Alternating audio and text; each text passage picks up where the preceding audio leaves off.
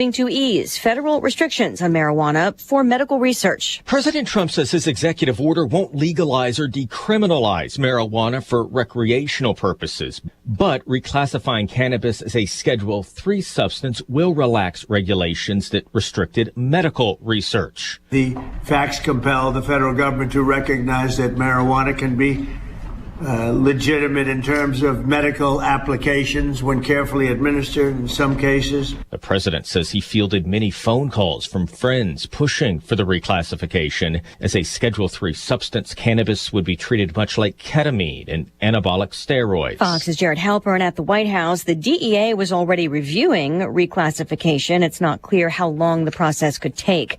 Health Secretary Robert F. Kennedy Jr. proposing rules that would limit access to transgender treatment for minors. So-called gender-affirming care has inflicted lasting physical and psychological damage on vulnerable young people. This is not medicine, it is malpractice. Under the new rules, Medicaid and children's health programs would not cover gender-affirming care, and hospitals offering those treatments to minors would be barred from Medicare and Medicaid programs.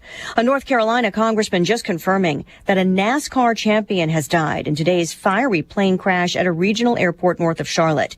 The business jet that went down while trying to land was owned by a company run by retired NASCAR driver Greg Biffle. Congressman Richard Hudson says Biffle and his family were on the plane. Sheriff's officials only reporting multiple fatalities. Better than expected news on inflation. Consumer prices up 2.7% year over year in November, and stocks rise. The Dow up 65 points at the bell. America is listening to Fox News. This is the time of the year most of us are checking off our holiday gift list. Identity thieves have lists too, and your personal information might be on that list. Protect your identity with LifeLock. LifeLock monitors hundreds of millions of data points every single second and alerts you to the threats you could miss yourself. If your identity is stolen, your own U.S.-based restoration specialist is going to work to fix it, guaranteed, or your money back. Make this season about joy, not identity theft, with LifeLock. Save up to 40% off your first year at LifeLock.com with the promo code BECK. Terms apply. Welcome back to Winter Hack Radio, the place for clever hacks to survive the season. Icy driveway? Well, try spreading sand or birdseed to help with traction. Snowy puppy paws? Well, grab a whisk, brush it off, done. Catch COVID-19? Well, just get...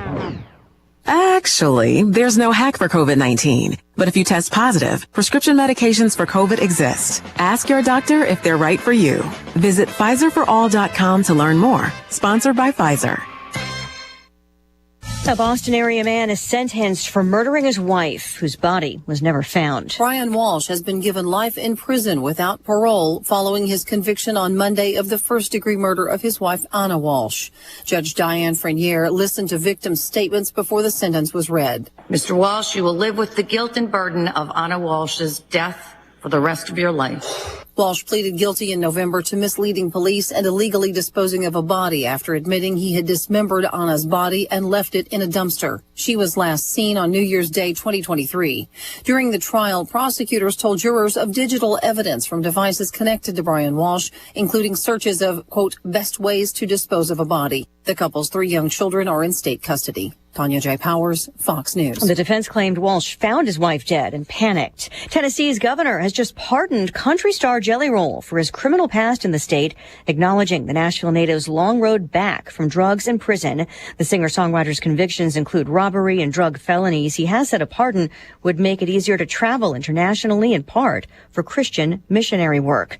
Police in Canada reporting several Santas stealing at a Montreal grocery store with masked elves. According to local reports, the 3 Santa impersonators, joined by some 40 elves, could be seen filling bags full of groceries, leaving without paying. The activist group, calling itself Woman de Ruelle, inspired by Robin Hood, says it's behind the heist. Reports say several $1,000s worth of food were taken. The group saying it placed some of that food the next night in a Montreal square under a Christmas tree, along with a note blasting ballooning profit margins of chain groceries and other stores. Fox's Lillian Wu. The group says the remaining food will be distributed at a food drive. There have been no arrests. Again, stocks finish higher, but off an earlier rally. The NASDAQ up 313. I'm Lisa Brady, Fox News.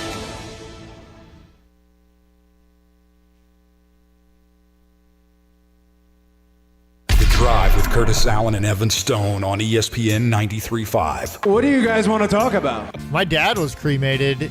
Boy, that escalated quickly. He passed away out of state. Yeah. And we were looking at, okay, how do we get him back in state? Mm-hmm. Do we transport the body? Do we do... And we first were like, well, we'd love to transport the body. And then we got that bill. Money doesn't grow on trees. And it was like, you know what? Go ahead and cremate him. That's fine. That's fine. I didn't know. And he shows up through the USPS, just in a box. What's in the box? And the box has tape on it that says cremains. Show you with the box. What was in the box? Through the USPS. And the USPS, the mail guy, the poor mail guy gets the box out and is just like, what the hell? Yeah. What is wrong with you? No. He's like, do I just, it won't fit in the mailbox. Why did you have to phrase it like that? So... I want to make a porch pirate joke, but it's terrible. Oh gosh, yeah. It's like, what we got here? I love you, but you are not serious people. Oh, man. Not going to lie, I had a lot of fun making that one today, Evan Stone. That is maybe the greatest line in Succession. You are not seen serious. Succession? Yes. Yeah. Love Succession. I love you, but you are not serious people. And most days, you and I are not serious people either. Gosh, it is The Drive, ESPN Radio 93.5. I'm Curtis Allen. That is Evan Stone. And that conversation happened yesterday. And it all spurred because someone wrote a letter to the Pantograph, the newspaper in Bloomington, about an advertisement for the regular cremation package or the basic? The basic. That was it. The basic cremation package. They're right around $1,600. And we went down a fun rabbit hole yesterday. Appreciate you being with us for a rainy Thursday afternoon. Lots and lots and lots to get to today. We've got a loaded show. Andy Villamarzo, who is the national reporter for for Rivals and high school athletics. He's the one that had the initial story about the IHSA's rule changes for the playoffs. We're going to talk with Andy in about 20 minutes and get his inside info on that. Also, we'll get to talk to him about all sorts of other stuff, transfer portal rules and recruitment rules. It's going to be an interesting conversation. Looking forward to that. Also, Allie Schnepp from the Columbia Missourian going to also give us some perspective on bragging rights games, which we've got bragging rights coming up. Is it Monday? Yeah? Am I crazy? It's a day. Isn't it Monday? Isn't bragging rights Monday? I feel like it's Monday. It'll happen. It's going to come soon. But anyways, yeah, she's going to give us the Mizzou perspective on it. Looking forward to talking with her. Oh, this Monday. Yeah. I lost some oxygen in my brain laughing at that intro. How are you today, sir? How's it going? Boy, I got some rain today, huh? Yeah, that escalated quickly as wow. well. Yeah, we was going to pick up some finished pottery at the pottery place. Oh. Kids went there and painted pottery for a birthday party, and the wife was like, hey, can you go pick that up? And so I ran over there and picked it up, and by the time I got out of the car and walked in and turned around to walk back out, it was like monsoon. Yeah, it was. I was like, my Lord, what is happening? Yeah, the rain was smashing up against the windows here at the radio station, the likes of which I have never seen. And I promise you, we will smash. The rain was doing that, as a matter of fact, against the window, and no concern about the sunlight blinding me today. You know, no, no complaints. But plenty to get to, as we said. Let's jump into some Illini headlines for today. How about that? Does that sound good to you, Evan Stone? I love kicking off the show with Illini headlines. Let's get right into it. Top headline from Illini football today. Gabe Akis has officially accepted his invite to the Senior Bowl in Mobile, Alabama. The Panini Senior Bowl is on January 31st, which is a long ways away, Evan. Illini women's basketball back at State Farm Center tomorrow night. It's the last non-con game of the schedule, taking on Jackson State. Tip-off is 6 o'clock, and you can get in for free if you wear an ugly Christmas sweater. Yes! Wear an ugly holiday sweater. You can get into the Illini women's game tomorrow night for free. Game is streaming on Big Ten+. Illini volleyball set a single-season attendance record for 2025, Pretty awesome stuff. Attendance averaged over 3,200 people for each match for Illini volleyball, the most in program history, so well done. Couple more to get to. Illini wrestling going to be in Nashville this Sunday for the collegiate wrestling duels. The Illini take on Cornell at 1 o'clock and then Lehigh at 3. And finally, some cool recruitment news from the world of Illini women's golf. Eileen Lee, who's going to join the team next year, she was just named the Texas Golf Association's Player of the Year. So super talented golfer coming to town in 2026. And those, my friend, would be your Illini headlines for today. In some football-related news from the NFL, not great news for our beloved Bears, my friend. No Rome Odunze, no Luther Burden III on Saturday night against the Packers, so they will be down 2 of their biggest weapons, and DeAndre Swift is on the injury report as well as questionable. That one may be some gamesmanship, I hope, but boy, without all 3, could make for a very, very interesting night at Soldier Field. Yeah, if you drop DeAndre Swift, if he's not in it either, that's big time danger. But if you would have told me, hey, we'll trade you Micah Parsons, so we won't play Micah if you don't play Rome or Luther. I'm going to take that bet 10 out of 10 times. Yep. So big injuries for the Bears, yes, but I do feel like who they've got in the wings there can kind of help cover those deficiencies way easier than whoever Green Bay is going to have fill in the shoes of Micah Parsons. So I still think the Bears come out on top. Now, if you drop DeAndre Swift, too, now you're getting real thin. I don't want Roshan carrying a football. Ever? I've seen enough. And can Monangai, can he handle an entire game the way that he runs the football? So Travis Homer, you just get real thin in that backfield of what you want to do with the run game. Real quick. Well, I mean, that was the sort of thing. Mighty Monangai has been the guy, no pun intended, that you hoped Roshan was going to be between the tackles. He's been your between the tackles guy. He's been your power back. Yeah. And Roshan even put the big old helmet on. Without DeAndre Swift, you don't have a pass catching back or the backfield if you're the Bears. And you could argue Monangai's probably the best out of the 3 that would be remaining as a pass catcher, and that's not something that's going to set the world on fire. Yeah, so. That's okay, because if there's one thing that I don't actually need to see again in this offense, it's a running back screen. The way that it seems to be like the only throw that Caleb literally can't make, as he throws it 1,000,000 miles per hour at the running back in a screen. Not a lot of touch on that pass for some odd reason. The amount of times I've seen him throw it off of a running back's helmet, I'm just like, listen, I know they got to be better, but you got to be better too, dude. So I want him throwing the ball downfield, and that's it.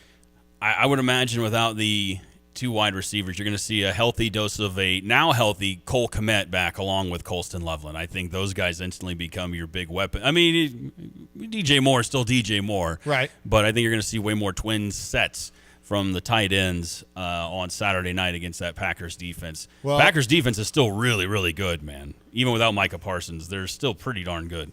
I see you making that face over there. They're a good defense. They're not. I'm not scared of their defense. Seeing what Denver did to it last week, and I mean they are a good NFL defense. Yes. There's nothing without Micah Parsons. There's nothing scary about this Packers defense. That's fair. I hear you. And so I think Ben Johnson has all the tools in the world to still carve up this defense if he wants to come out with a W. Ty just texted in, with Burden and Rome out, do we see more 13 personnel this weekend? And I think that's a possibility. I mean, if you've got DeAndre out too, I mean, that is so tough. Who's it? Because the third tight end is Smythe, right? Drew Smythe. Yeah. And he's fine. I think I would love to see a lot of Olamide. I think he's maybe the, I don't know if I'd say X factor to this game, but if Olamide can have a great game, we're fine. Zacchaeus does have a role carved out in this offense, and he has for the entire year. I just like saying Olamide. I know you do. More than I like saying Zacchaeus. Olamide Zacchaeus. It is a good name. Let me throw this out to you. Zacchaeus was a wee little man, and a wee little man was he. What? This is a Sunday school song. Oh.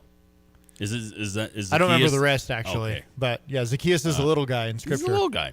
Any interest in claiming Matthew Judon off of waivers? Yeah, sure. Would he add anything to the Bears' pass rush? I mean, he can't hurt. And I think at this point in the season, that's kind of what you're looking at. Like, hey, we're not looking at you to come in and be a 4-down outside linebacker, defensive end. Mm-hmm. It's literally just come in on third down on passing situations and just do nothing but take over. Flip side of that, if you're the Green Bay Packers, you're going to add some. If you're looking for another pass rusher without Micah Parsons, you got time to put a claim in and get him on the field. But you're pointing at the TV behind me. Well, yeah, I was going to answer the question and have you look at the injury report on the TV behind you. Shows Christian Watson is probably playing. Yeah. Josh Jacobs is playing. All that stuff.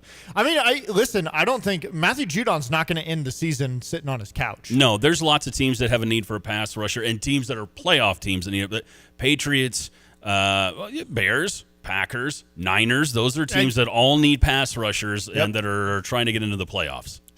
Did you say Steelers? Steelers. There you go. There's another one. I didn't say Steelers, but there's another one. Yep. Yeah, I think there's plenty of teams that would kick the tires on Judon.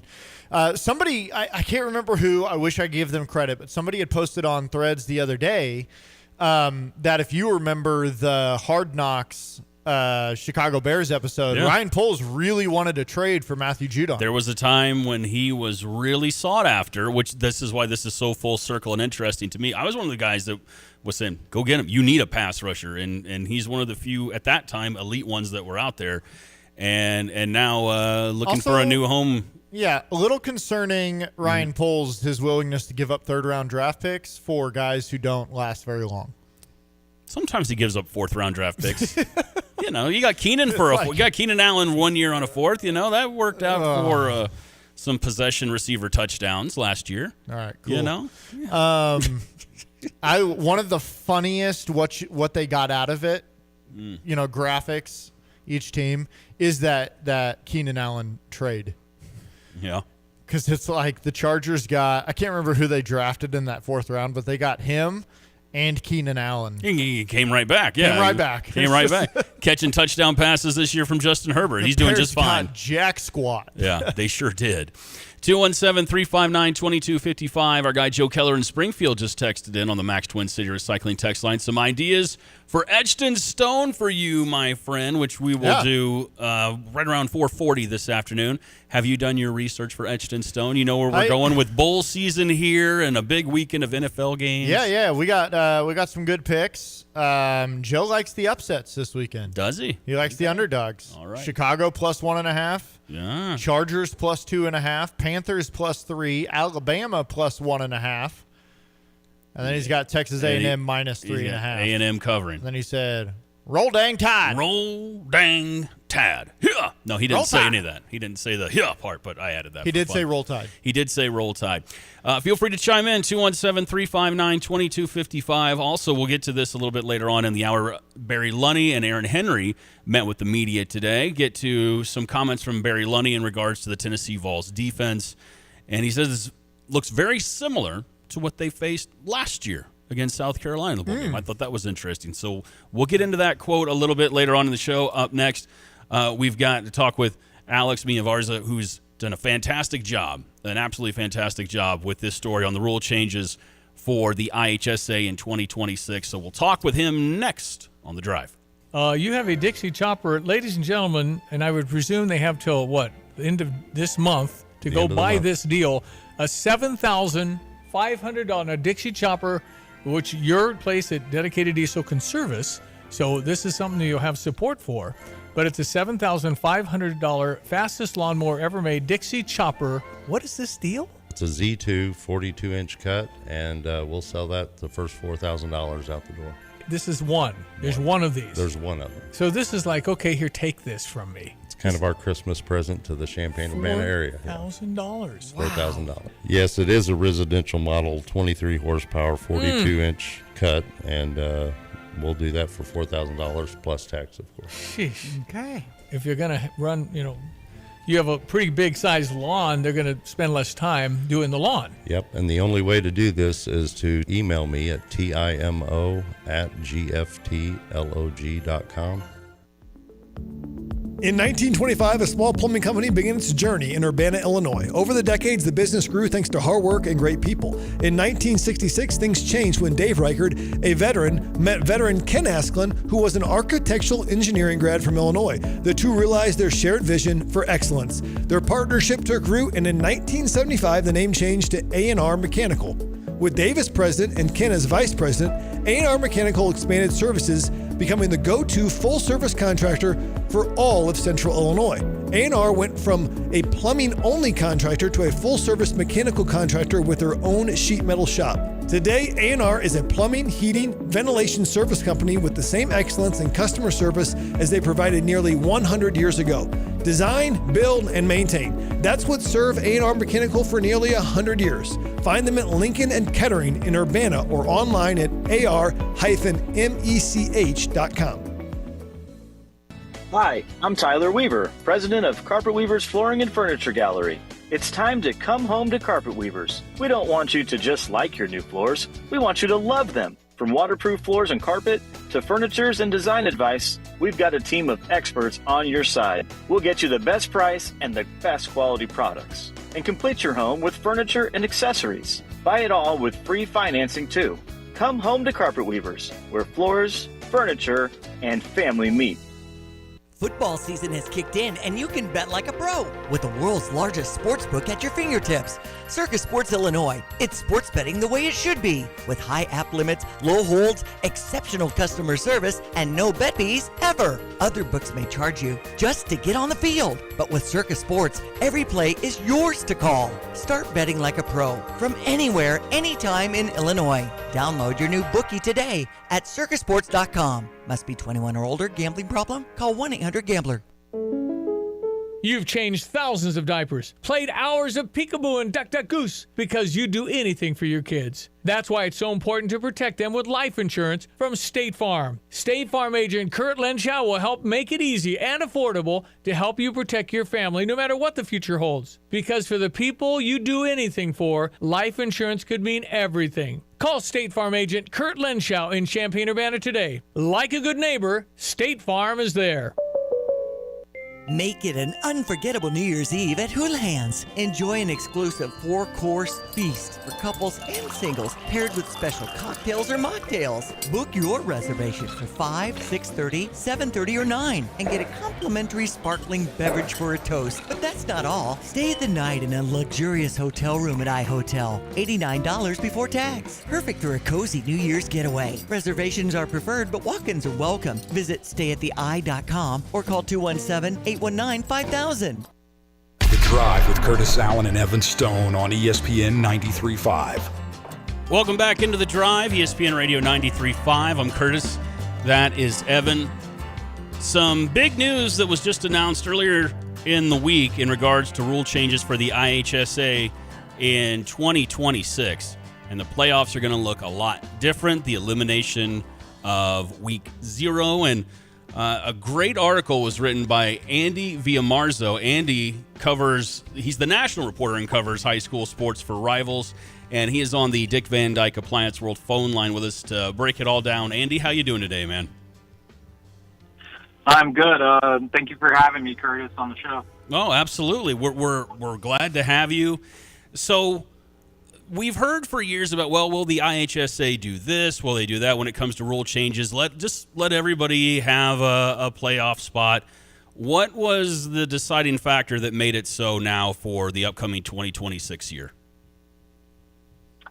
I think it was to align football with the other sports. Obviously, the field of 256 teams now will expand to, just under 400. It'll go to the 384. And, knowing from a fellow journalist, Tim O'Halloran, he, writes on Illinois for Rivals. And, talking to him, it just sounds like they wanted to do this expansion so more teams get that opportunity to be in the postseason. One of the coaches that wasn't sounded like he wasn't too thrilled about it was Coach Jordan Lynch of Mount Carmel of Chicago. He kind of said, "Hey, I'm all about for the kids playing more football," but he did mention injuries because in those first round matchups, you're getting the top seed against a team that's usually not very good, and it does pose for the injury aspect of it. Do kids get hurt playing up against Division I prospects or signees? Because these kids now, deeper into the playoffs, they're already either committed or signed to a team. Yeah. Well, and so Andy, once again, thanks for joining us. This is Evan speaking now. There's a lot of schools, even in our area here, as we've seen football numbers in high school kind of drop a little bit, especially in some of the smaller schools and maybe programs that haven't had as much success. And we've seen quite a few schools forfeit games, kind of drop out of seasons. Do you think you could be seeing that in some of the earlier rounds of these playoffs when you have so many teams making playoffs that maybe they're forfeiting or dropping out of playoff matchups because they don't, like you said, they don't want to go up against a team that is full of, D1 prospects or whatever it might be? You're already seeing this across the country. This was something I've touched on in columns. Is I just say it's the forfeit bug because you have teams they see the David versus Goliath type matchups that they got to face, and instead of facing one of these elite football teams, they forfeit. Pennsylvania had multiple cases of this during the season, and then even into the postseason. Saw this in a few other states as well. Forfeits are becoming something more common, more the norm than it used to be. You heard of a team canceling or forfeiting a game, it was like, oh, wow. More and more I saw it throughout the year. It didn't become a one-state problem or issue. It became something more on a national scale where, like you're pointing to, dwindling numbers, I think, point to kids and probably their parents understanding or seeing that the team they may be on is not a contender and choosing to not play football versus having to go through you see these scores. There was a score during the season, I believe it was like a 101 to nothing. Losing by 100 points, is mind-blowing. And it has to be an absolute morale killer to the team.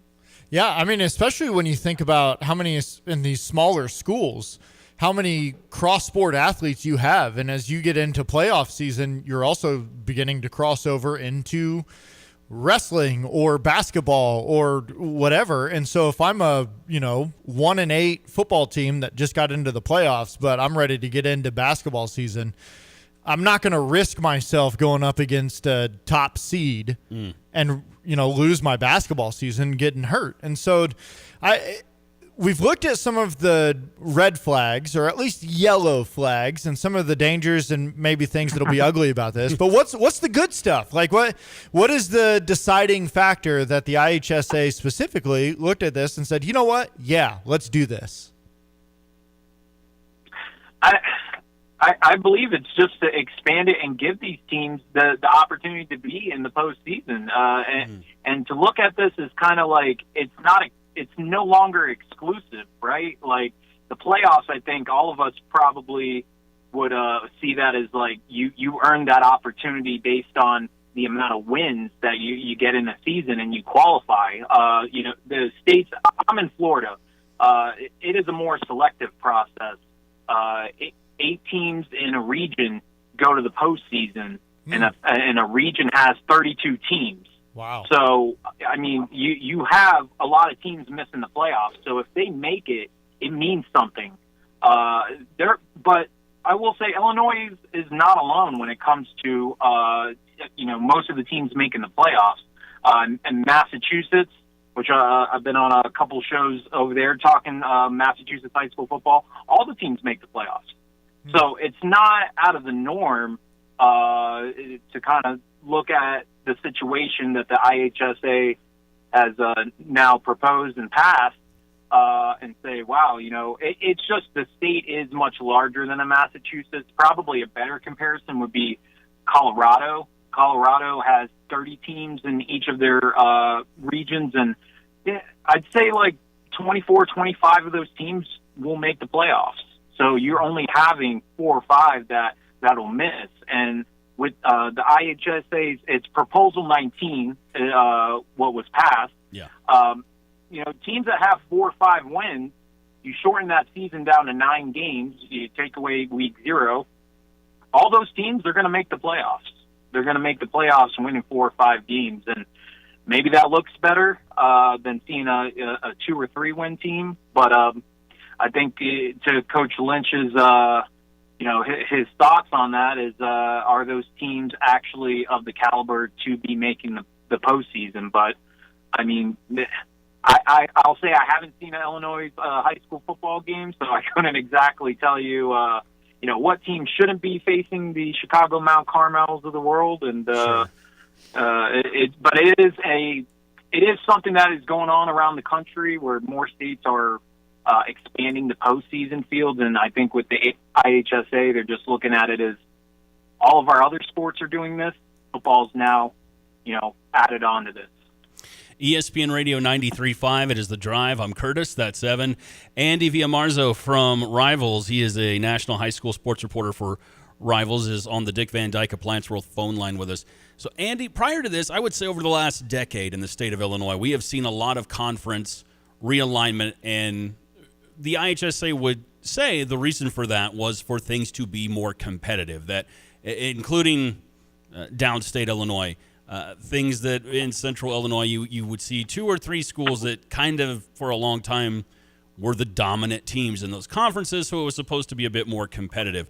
This might be a loaded question, but is this sort of a signal that maybe realignment isn't working for conferences around the country? I believe more states are looking at starting open divisions, which would take the best teams in the state that are in the state's, association, and putting them in what would be categorized as like an elite bracket. So, like in Florida, they're starting a open division as of next year, which a lot of these nationally renowned programs like the St. Thomas Aquinas, Chaminade Madonna, Miami Northwestern. I can tell you the gripe around the state is South Florida takes all the state titles. They take them all. Mm-hmm. How can the rest of the state kind of compete with trying to get to a state championship game? And this is kind of their answer to that is, if we start this open division, it may open and be able to give those opportunities to new schools winning state championships. And I could say that's kind of depending on what coach you talk to, competitive-wise, there's teams they want to face the best team. Yeah. They want to feel like they earned it and they had to beat the best team. But you talk to other coaches and they feel like, hey, I'm kind of tired of seeing the same old teams win a state title. Like, how can we be able to kind of get an opportunity to actually compete for one of these trophies at the end of the season? So. In Illinois, if you could get the Mount Carmels and the Brother Rices and East St. Louis, yep. All in the open division bracket, you take them away, and maybe that would present a possible kind of reformatting of the playoff system to where now you may get new state champions or teams that are competing for a state championship from the Class 1A to 8A. This is going on. Arizona just started an open division this past year. California's had it for years, for just about the last decade. Hawaii just had their first open division championship this year. And more states are really looking at this model because what you guys spoke to earlier about kind of the gap in talent when you're looking at the teams. And then also, I know the NFHS released numbers before the season or over the summer that football is still king when it comes to participation. Mm-hmm. But to my own, how I'm seeing it is I think football is starting to see a slight downtick when you're looking at actual participation for kids playing on high school teams. I see it at the youth level. Talking to coaches, youth teams are seeing lower numbers than they ever have.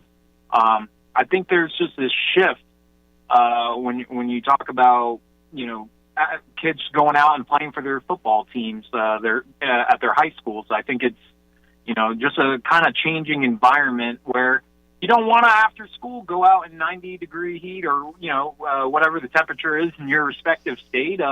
Might be 80 degrees, but you're kind of like, hey, I'd rather go home and do something else, play on my tablet or, go hang out with my friends. It's, I think that's also cultural. Like it's, we're in a different day and age. So I liked going out and practicing high school football when I was in high school, but that's I think that's starting to change a little bit. Yeah, just a little bit. Speaking of changes, there's been a lot of changes in college football with the transfer portal and NIL and all these different things. What are some of the biggest things you've seen for prep recruiting? Has it dropped off a little bit? Now they've got the early signing period. They've dropped the transfer portal down to just one window, but it's still an early window. What does this do for prep recruits who maybe aren't the 24 5-stars or whatever they have each year? What does this do for the rest of prep recruiting who are trying to find a spot on a Division I roster?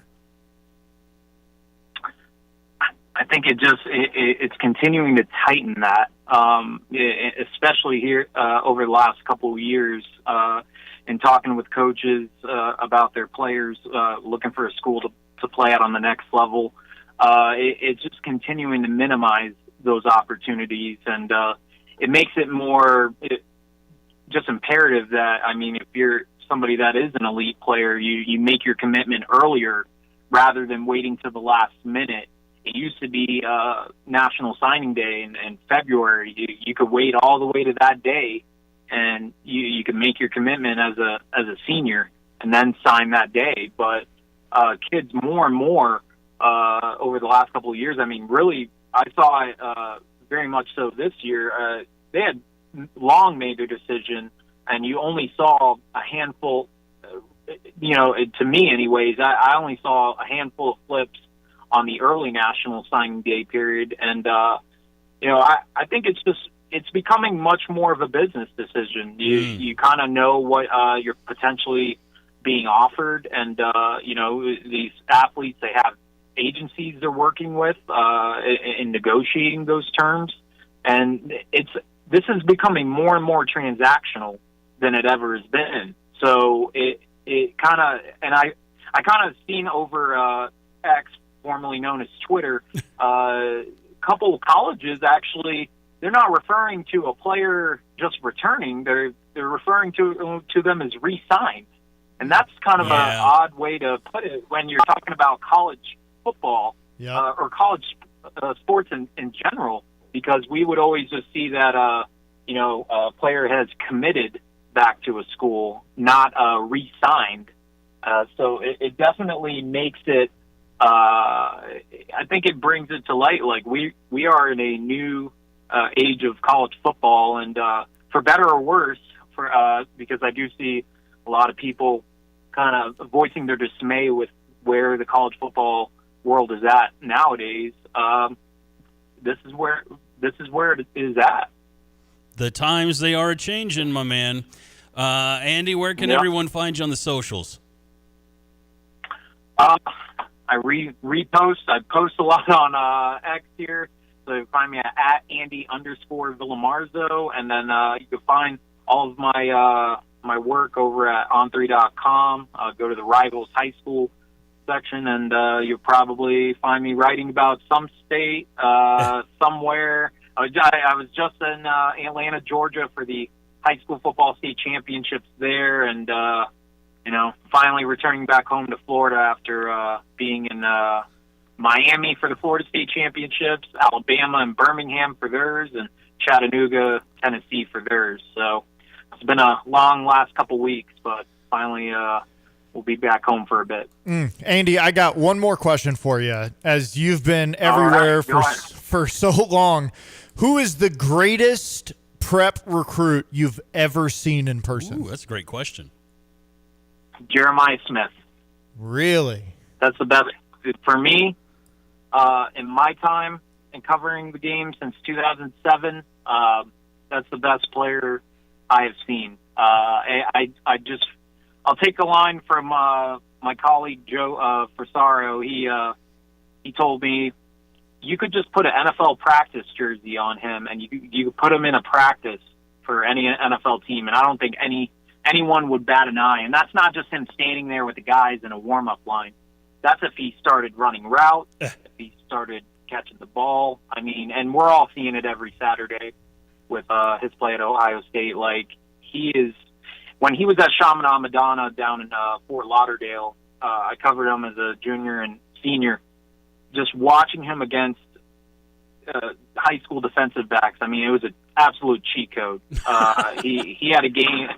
It was unbelievable. He had a game against Bergen Catholic, which they're perennially the number one team out of New Jersey. He had, I want to say, over 300 yards receiving, 11 catches, absolutely dominated them. And it's like, you could have just sent him off to college after his junior season. I mean, he could have suited up for the Buckeyes as a high school senior. So to me, he was the best high school recruit I've ever seen. Wow. Andy, we appreciate your time, man. We hope you have a great holiday season, and hopefully we get to talk to you down the road. Hey, invite me back anytime. Thank you, Evan and Curtis. All right, that is Andy Villamarza from Villamarzo. I think he hung up on us real quick there. He said, I'm done with those idiots. Andy Villamarzo, the national high school sports reporter for Rivals, and as he mentioned, he's a part of the On3 Sports family as well. That was some fascinating stuff right there, man. That was a great conversation. Great insight from him on not just the IHSA and the local stuff we were talking to him about, but just how it's working around the country right now. You're seeing other states kind of copycat. And great question from you about what it's meant for recruitment. Him making that point, like, I'm seeing colleges say this player re-signed with us. I was like, yeah, we are seeing that on Twitter. We are Jordan seeing that on Instagram. USC just said re-signed for another year. I'm like, dang, what are we doing? It's a different world, man. That was fascinating stuff. And you can catch that conversation again wherever you get your podcasts as well. Follow us at The Drive 935 on Twitter, Instagram. Also, we are on the Book of Faces. Just search for ESPN 93.5 there. All right, we'll do some bragging rights stuff in the next 25 minutes. Also, we'll do Etched in Stone about an hour from now. Also, I might throw some curveballs at him. Are you okay with you rubbing your shoulder a lot over there? You okay? I had an itch. Oh, I thought you were going to say an injury, just an itch. Just an itch. But when we come back, friend of the show, Representative Cam Buckner, had quite the tweet today that we can get into. Oh man, I was just talking about Mr. Buckner and Kevin Warren's relationship with some friends this morning with the news about the Bears and leaking out that they were potentially eyeing a move to Indiana. I'm curious what Cam Buckner had to say about that. We'll get into that next on The Drive.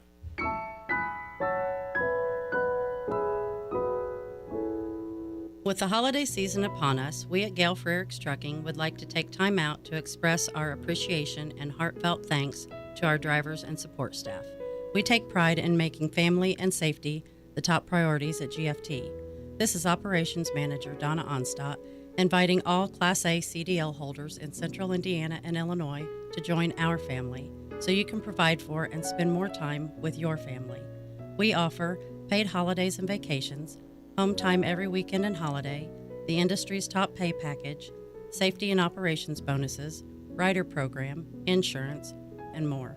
Call 765-793-7131 or email timo@gftlog.com to join the GFT family and get pay and quality home time you can count on.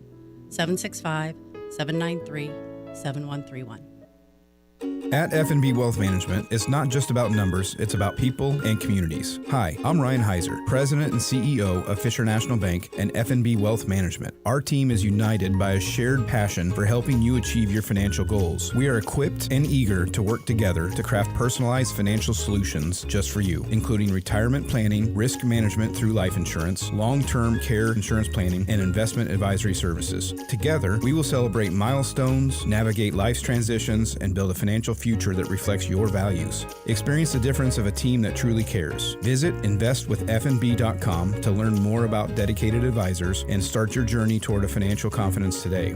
F&B Wealth Management is a division of Fisher National Bank. F&B securities are not insured by the FDIC, not a deposit or other obligation of or guaranteed by the depository institution. Subject to investment risks, including possible loss of the principal amount invested. Securities, insurance, and investment advisory services are offered through Midwestern Securities Trading Company, LLC, MSTC, member FINRA, SIPC. MSTC and F&B are not affiliated. F&B Wealth Management, supporting exceptional communities full of exceptional people.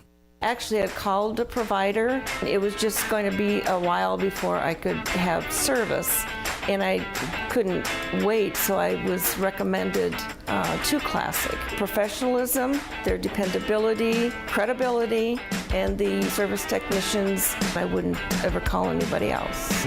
I truly believe that after people have experienced other companies and then given us a try, they can clearly see the difference. Visit ClassicPlum.com. Jay Lehman here, former U of I All-American linebacker. Do you like steak? Do you like red meat? Well, if you do, you got to check out Long Branch Steakhouse. They had phenomenal steaks, sides, salads. I love the onion rings and the fried mushrooms as well as the fried pickles. You've got to check out Long Branch Steakhouse in beautiful downtown Gifford. That's right, make the trip to Gifford for some of the best steaks you'll have. Kids love it too. I brought my whole family. I'll see you at Long Branch Steakhouse in downtown Gifford. Preventative care is a key factor in maintaining your overall health. Don't delay your health care. If you haven't already scheduled your annual wellness checkup and any recommended screenings and immunizations, do it today. Christie Clinic primary care physicians have same-day appointments available. Talk to a Christie Clinic physician about important screenings and immunizations. You don't want to delay. Make an appointment today at ChristieClinic.com and click on online scheduling. Take care of yourself and put your health first. Make it an unforgettable New Year's Eve at Houlihan's. Enjoy an exclusive 4-course feast for couples and singles paired with special cocktails or mocktails. Book your reservation for 5, 6:30, 7:30, or 9 and get a complimentary sparkling beverage for a toast. But that's not all. Stay the night in a luxurious hotel room at iHotel. $89 before tax. Perfect for a cozy New Year's getaway. Reservations are preferred, but walk-ins are welcome. Visit stayatthei.com or call 217-819-5000. The Drive with Curtis Allen and Evan Stone on ESPN 93.5. Lots of good stuff to get to, lots to talk about this afternoon. ESPN Radio 93.5, it is The Drive. However, we start with some breaking news and some sad news from the world of NASCAR. Multiple outlets reporting that Greg Biffle has died in a plane crash. He and his wife, Christina, and their 2 children were in a private plane that crashed earlier this afternoon, and just awful news. Tributes rolling in for the Biff from all over the world of NASCAR and sports as well. So that's terrible, man. Absolutely awful news to have to share from the world of NASCAR. You can check out more on this story at steviej.com. We'll also get more up on the socials as it develops, but that's pretty much the extent of what has been released. There's investigators on the scene trying to kind of piece together what happened, and just like I said, it is awful news to have to report on that one. Yeah, that's tough. Do you remember where you were when the Kobe helicopter news came out? Yeah, I do. I was at home. I was at home, and I was a rare moment by myself. Like, I had the house to myself. And I remember TMZ, of all outlets, was the first one to have it. Yeah. So nobody believed it. Nobody trusted what they were seeing from TMZ, but they were the first ones there because they were out in California, right, when that happened? Wasn't that where Kobe was? Yep. And so TMZ somehow got the scoop, and nobody. I remember a friend of mine that works in the media down in Nashville. She had sent me a text because she saw something I had tweeted about it or retweeted. She's like, "Don't do that. That's not confirmed. That's not true." Blah blah blah blah blah. And then 5 minutes later, she's like, I'm sorry. No, they got it right. Yeah, and I was like, in a way, obviously I was hopeful that the news wasn't true and that TMZ got it wrong. But well, yeah, I remember kind of that 10 to 15 minute window there where TMZ reported it, and everyone's like, hold on, like we don't know, and there's that hope of like, man, I hope they got it wrong. That's a whole conversation right there, like that outlet and what they are and how they get stories first. Well, a lot of it's because of where they are. Too. Right. But have you seen, there's some like, whether it's social media or I don't exactly remember where you can, but there's clips of them when they're deciding to release a story to get it out. Mm-hmm. And it's kind of disgusting. It's disgusting. Yeah. So, in a way. Yeah. It's just disappointing. So have you ever been into NASCAR? You ever been to a NASCAR race? I've gone to 2 NASCAR races. They were both the Brickyard. All the racing I've been to was at Indy. Some of the best I've talked about this here on ESPN 93.5 before, so if you've heard this story, I apologize. But some of the best sports I've ever seen, best sporting events I've ever attended were the Indy 500. It's an event. It's so much fun. Yeah. I can't sit here and act like I am a huge NASCAR fan or a huge racing fan, but I have never had a bad time going to a race. It's always a blast. It's always a good time. All right. But I love going to Indy Motor Speedway. Throughout the year. If that makes me a fair weather fan or a casual fan, okay. But I love being in that atmosphere. It's great. What about you? No. If That's anybody, all right. no, I've tried a couple of times to get into it. My family growing up were all pretty big Dale Earnhardt fans. Sure. And so when the Intimidator passed, it was we were kind of out then. But yeah, I've never been to a real race. You know what's really fun though is going to the dirt track. My friend, I have a blast doing that. One of my best friends, who is the self-proclaimed best food critic in all of Paris, Illinois, goes by Paris Food Guy on the socials for real. He's the biggest dirt track racing fan that I know, and it's like every month he has a new dirt track racer T-shirt that he's wearing. And does he go out to Farmer City? Oh my gosh, he goes to Farmer City. He goes all over Illinois and Indiana to check out some dirt track racing. He loves it. In fact, he loves it so much he's like, NASCAR isn't good enough. This is where the real racers are. I'm about there too. Yeah. He's a fan of a guy named Rico. He tells me about Rico a lot. Who's Uncle? Uncle Rico, little short guy. Like 4 foot nothing, that wins all the races and he tells me, this is according to my friend, Rico wins because he's smaller than everybody else on the track. So he's lighter and he moves quicker. I don't know if that's true or not. That's just what he's told me. And I know that the Chili Bowl is the big, like that's the Super Bowl for dirt track racing. It's called the Chili Bowl. And I know that because for the longest time, I was the only friend he had that had, I think it was the Racing Network. I don't remember what it's called now. But that was the national broadcast. So he would be like, hey, man, will you come over and check out the Chili Bowl?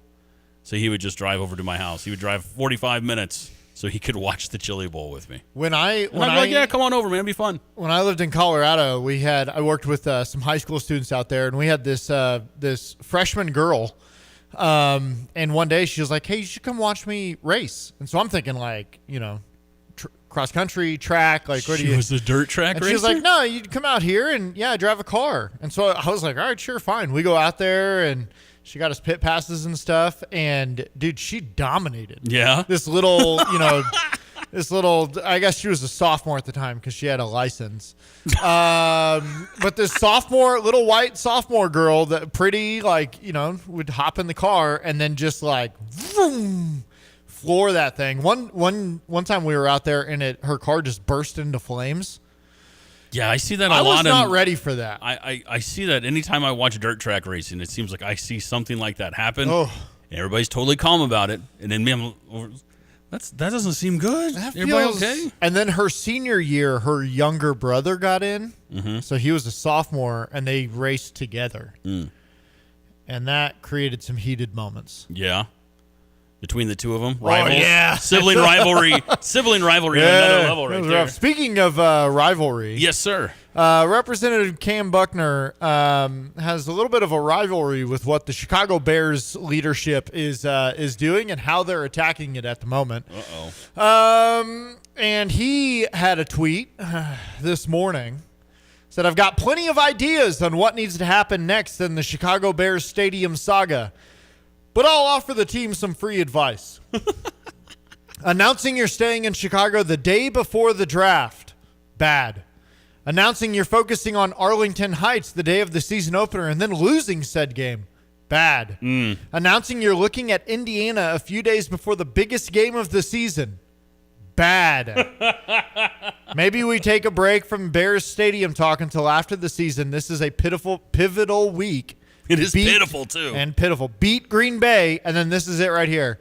The McCaskey family should focus on hosting a playoff game in a stadium that actually exists and not distract by talking about hosting a Super Bowl in one that doesn't.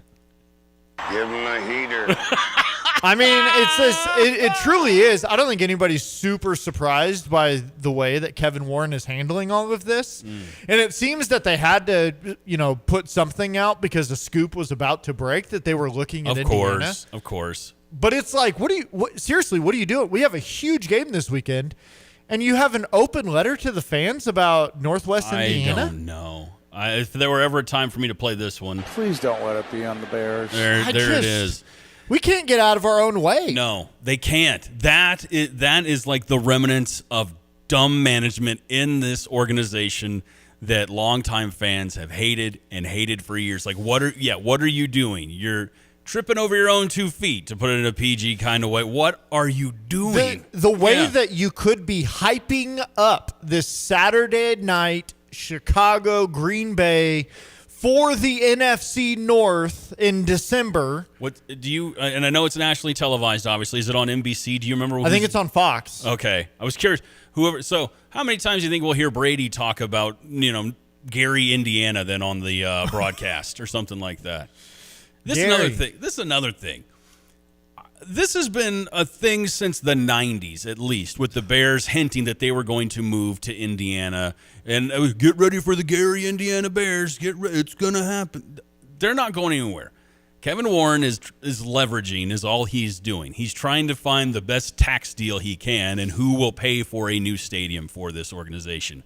By the way, as we found out when we talked with Cam Buckner, and which you can go and look up, the Bears still owe the city of Chicago $500 million. They still owe the city $500 million from the current spaceship that they play in every Sunday anyways.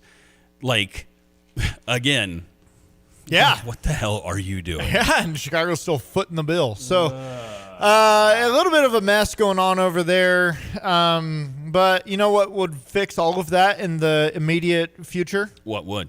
Beating the pants off the Packers. That'll shut up a lot of people. Steal their pants. I want those pants.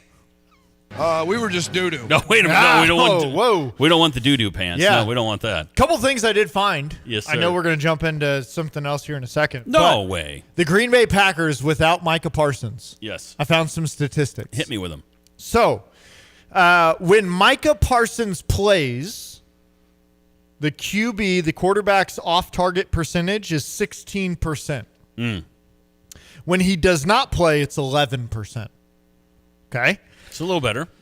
When Micah Parsons plays, their blitz percentage, the Packers' blitz percentage is 19%. When he does not play, it's 25%. Oh, wow.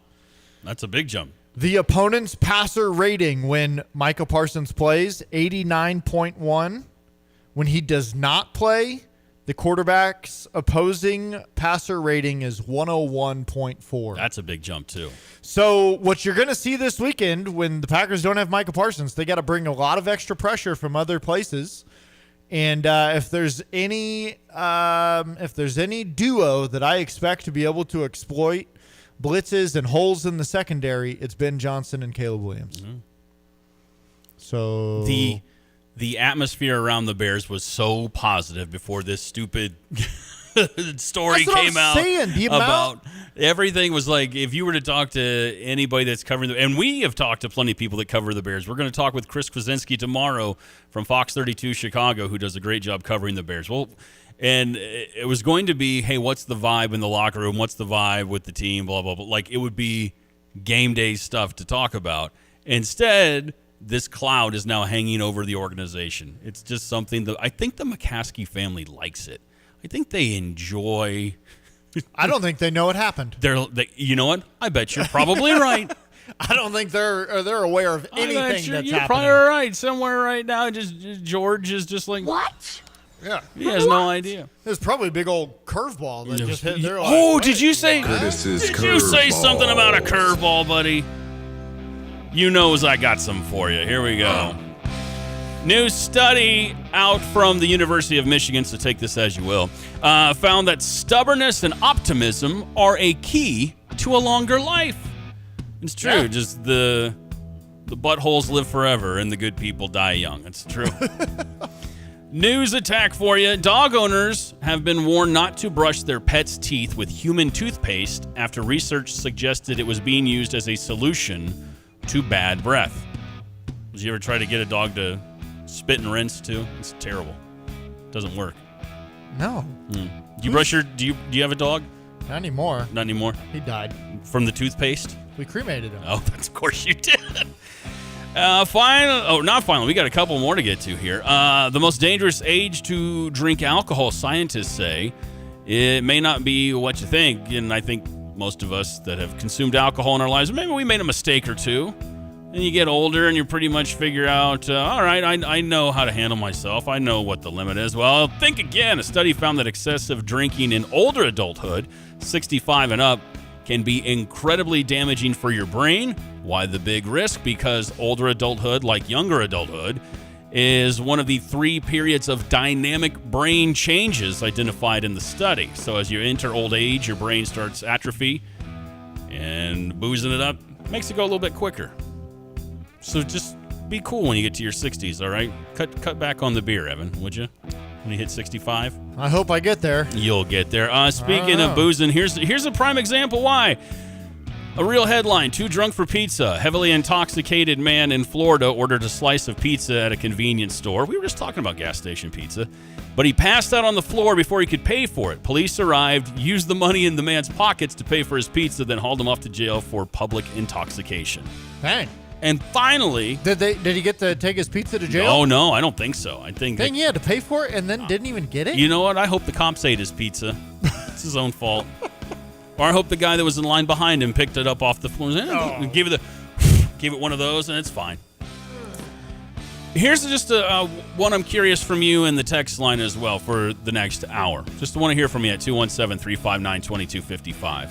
Since it is the holiday season, complete this sentence for me, Evan Stone. For Christmas, every man wants a blank. Manscaped trimmer. They're not even sponsoring this segment, but if that's your answer. Hey, if Manscaped wants to sponsor. Manscaped, we love you. Go ahead and sponsor us. What was the answer? There is no answer. That's it. It's an open-ended question for you to answer. Oh. You said Manscaped. Who else spends a lot of money with sports talk shows? Blue Chew, you out there, baby? Come on now. Come on now, Blue Chew. You know you got the dollar bills, Blue Chew. Those are your curveballs on the drive. We're going to take a quick break. When we come back, Ali Schnipp is going to join us to talk about bragging rights and give us the Mizzou perspective next on the drive. Oh boy, I don't want to check my mail. Please no mail today. Please no. What's the problem? Oh, hey, Paul Reekin from Dick Van Dyke Appliance World. Why are you afraid of your mailbox? There's going to be a notification in there to extend the manufacturer's warranty on my refrigerator. Oh boy. Oh boy is right. My 1-year manufacturer warranty is almost up and I'm so nervous. Oh boy. They're going to want hundreds of dollars to extend my protection just 2 more years. In most cases, manufacturers want around $300 to extend your protection past the first year unless... Unless what, Paul? Unless you buy your appliance from Dick Van Dyke Dyke Appliance World. We give you 10 years of extended protection for free. Do I have to wait 3 weeks to see a technician if something goes wrong? Not at all. Dick Van Dyke Appliance World has next-day service from our top-rated, award-winning service technicians. The best service for free? Nothing to be afraid of in my mailbox a year later? Not regarding your appliances. You paid your taxes last year, right? Oh gosh, gee willy wickers, you think anyone would notice that? Wow! Dick Van Dyke Appliance World. When you buy from us, you get the whole store.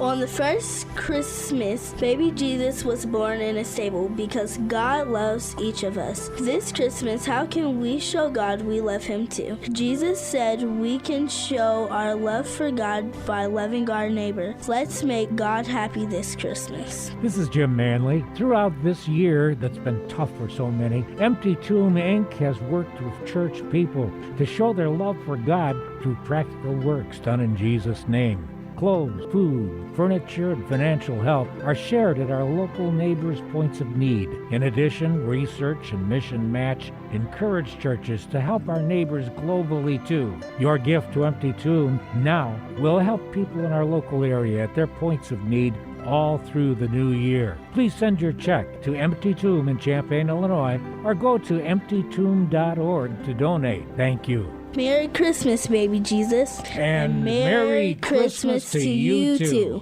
You know, with like Lands Inc., we specialize in, we've got an amazing HVAC department that takes care of your furnace, you know, your heat system, air conditioning, they do that. Yeah. And for us in Underground, we take care of all your pipes that come into your home, leave your home, and work around your home to keep it dry, you know, your drainage system, sump pumps, things like that. And exactly what you said, if you don't know, you know, a couple decades ago, it was more like, oh, something broke, go fix it, repair it, no big deal. Well, now with the technology, we have cameras, like you said, that we can come in on these orange comfort clubs, and we can camera your sewer lines underneath your house and check them out just to make sure they're fine. If there's something wrong with it, we can show you right then. You know, truth is in seeing it. Yeah. We show it to you, and then you can plan as a homeowner for making those repairs or dealing with that issue later on. If it's an immediate need, at least you're not caught off surprise. That sewer camera inspection with a proper clean out. I was just learning more at landsinc.com. Let your local farmer's insurance agent Michael Rumsey put his experience to work for you. Michael Rumsey proudly serves Champaign County families and businesses and is ready to review your existing policies or provide a no-obligation quote today. Call Michael Rumsey at 217-363-3030 to get smarter about your insurance. Again, that's Michael Rumsey at 217-363-3030. We know a thing or two because we've seen a thing or two. We are farmers. Bum, bum, bum, bum, bum, bum. Underwritten by Farmers Truck Fire Insurance Exchanges and Affiliates. Products not available in every state. Sarah Champagne Managing Partner Ben Quattrone. We're always looking for people. You can go online and apply on our website. We never know what we're going to need. We're always expanding. We're always building more and growing our business. If we don't need a person and they come along and we find out that they're an eagle, they're a star, we'll hire them. We'll put them somewhere and wait for the spot we're going to have them working. Learn more at sarahchampagne.com. The Drive with Curtis Allen and Evan Stone on ESPN 93.5. ESPN Radio 93.5. It is The Drive. I'm Curtis Allen. That is Evan Stone. A moment ago, we were talking Bears. And we were also, in Curtis's Curveballs, talking, what does a man really want for Christmas this year? What do you want for Christmas, gentlemen? Fill in the blank. I want a Swansea City Death Row hoodie. Swansea City Death. So you're talking Snoop Dogg, right? Yeah, it's my soccer club. I don't feel like you're a Suge Knight guy. It's my footy club. No, Suge Knight. You know what the craziest thing? Hey, I wasn't planning on playing G-Thing when you brought that up, by the way. Fine. That just worked out that way. The craziest thing about that Diddy documentary, that Fitty, you know someone's got it out for you when Suge Knight comes out looking good on that documentary. He did. That documentary ended, I was like, Suge Knight might be a good guy. And you know, you look at like Diddy when he was in his 20s. Like he was a dork. He was like, people were calling us dorks yesterday on the text. Like, he was a dork. Dude. He looked like the sidekick you would see in a 90s family sitcom kind of thing. You know what I mean? Like Eddie Winslow's buddy in Family Matters. What was his name? I don't remember, but Chris Rock and all the grown-ups.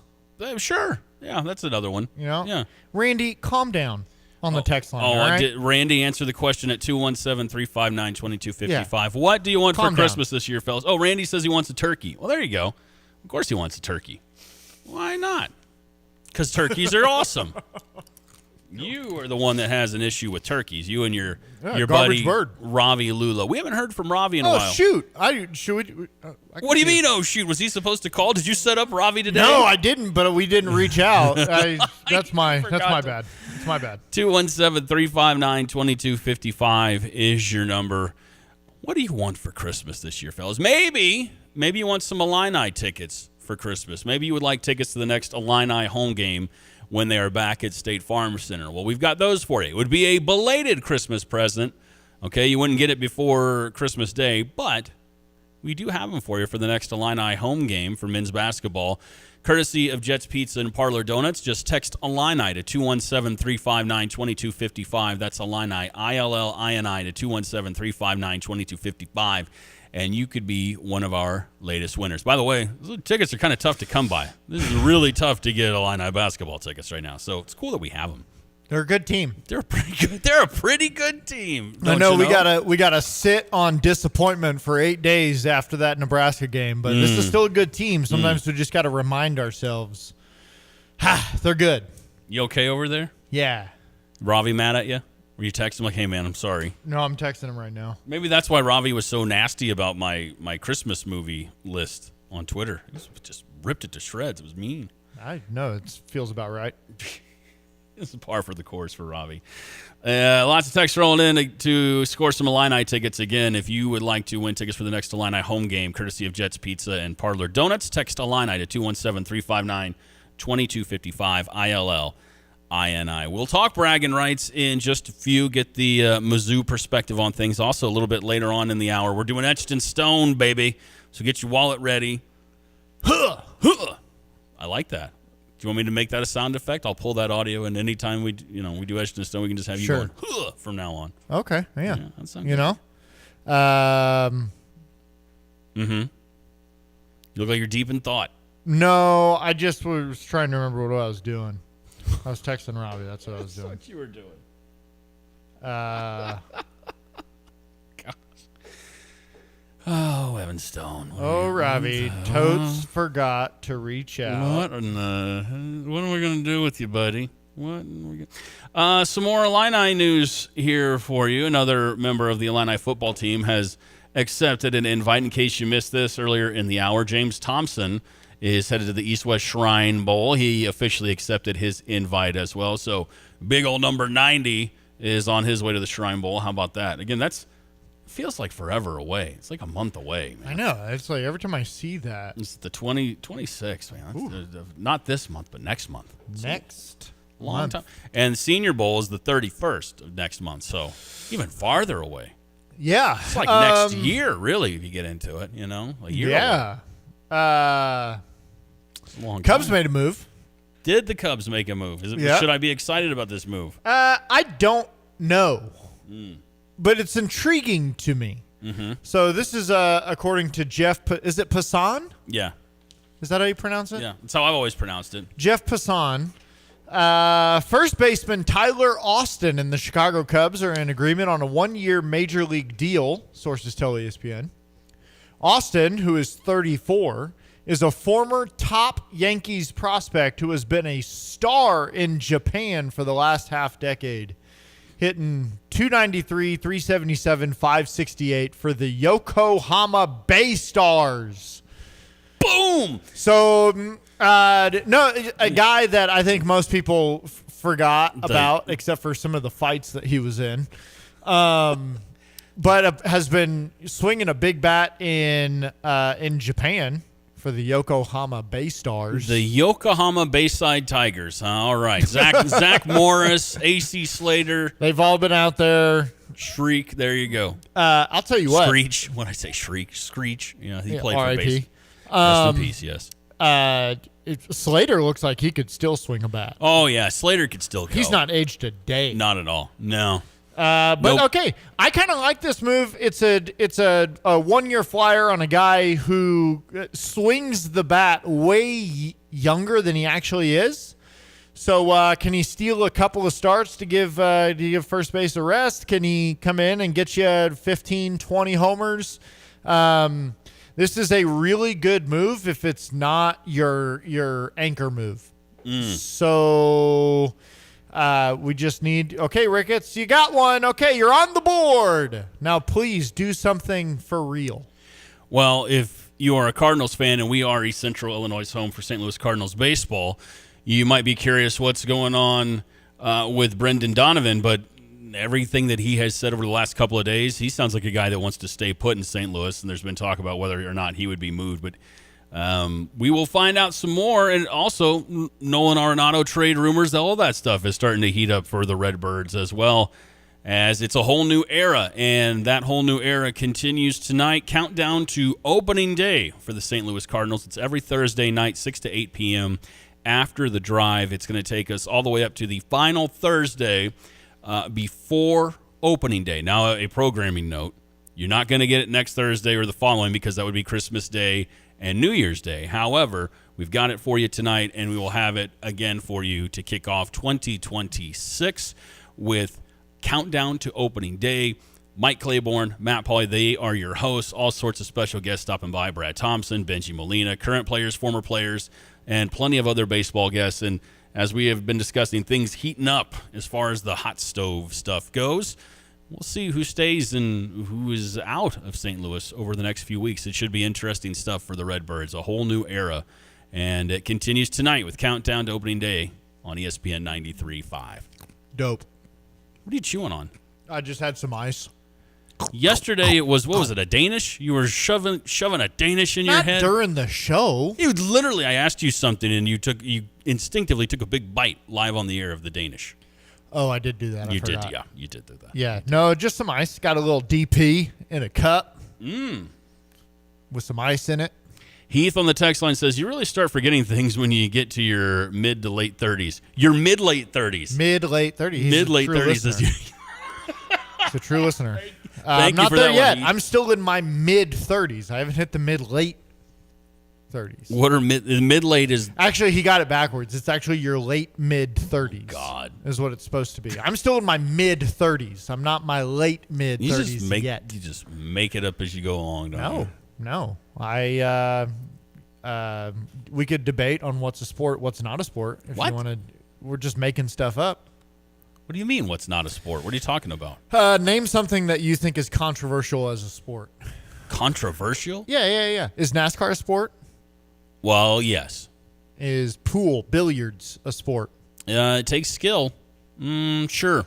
I mean, a lot of things take skill. That's not your definition of a sport. What is this? Some sort of podcast thing from like 10 years ago you're bringing out? No. ADHD brain. Is a hot dog a sandwich? Oof. Huh? It's a sub. Is it? I don't know. Are you sure? Nope. Is figure skating a sport? Yes. Okay. Gymnastics? Oh, yeah. Okay. Athletes. All right. Oh, yeah. Athletic skill. Well. What else you got for me? Bowling? You going to throw bowling at me? Is bowling a sport? Oh, yeah, it is. What's not a sport? I don't know. They're just all sports. Everything's crocheting. Sport! Is it? Can you get a gold medal for that? Is there I'm crocheting? sure they have crocheting competitions. I don't know about that. Yeah. That feels like something that might be at the local county fair. Dog shows. And it's like Estelle versus Gretchen. You know, Estelle and Gretchen have got a crocheting rivalry. No, just they got medals? Get your name on a plaque or something. Trampoline jumping. I don't know. That's in the Olympics. Yes. Then it's a sport, sure. Or is it an event? Could be. There's a difference between a sport and an event. What the hell are we doing? The Olympic events are not Olympic sports. And Olympic sports are not. So can you get a gold medal for an event? Yeah. But it's not a sport? No. This is news to me. I just thought if it was an Olympic event, it was a sport. No. 217-359-2255 is your number for the Max Twin City Recycling text line. Mary in Camargo says, ask him if hobby horse is a sport. I don't know what that is. You don't either. You don't know what it is. I'm not even acting like it. I hope I can say it on the air, Mary. I hope I don't get in trouble for saying hobby horse. So we're going to get all sorts of, what? You said hobby horse? That is a derogatory term from the 1934s. It'll be all over the message boards and the social media. Horse. Mm-hmm. Cancel them. Hobby horse. Mary says it's a sport. She says it's a sport. My daughter has a hobby horse. It's the horse head on a stick. Oh, those are called hobby horses? That's what I didn't know that's what they were called. That's what AI told me. How about that? It's a part of I do know it's a part of the Olympics, which is why I would argue not everything in the Olympics is a sport. You can ride one of those things as an Olympic sport? Yeah.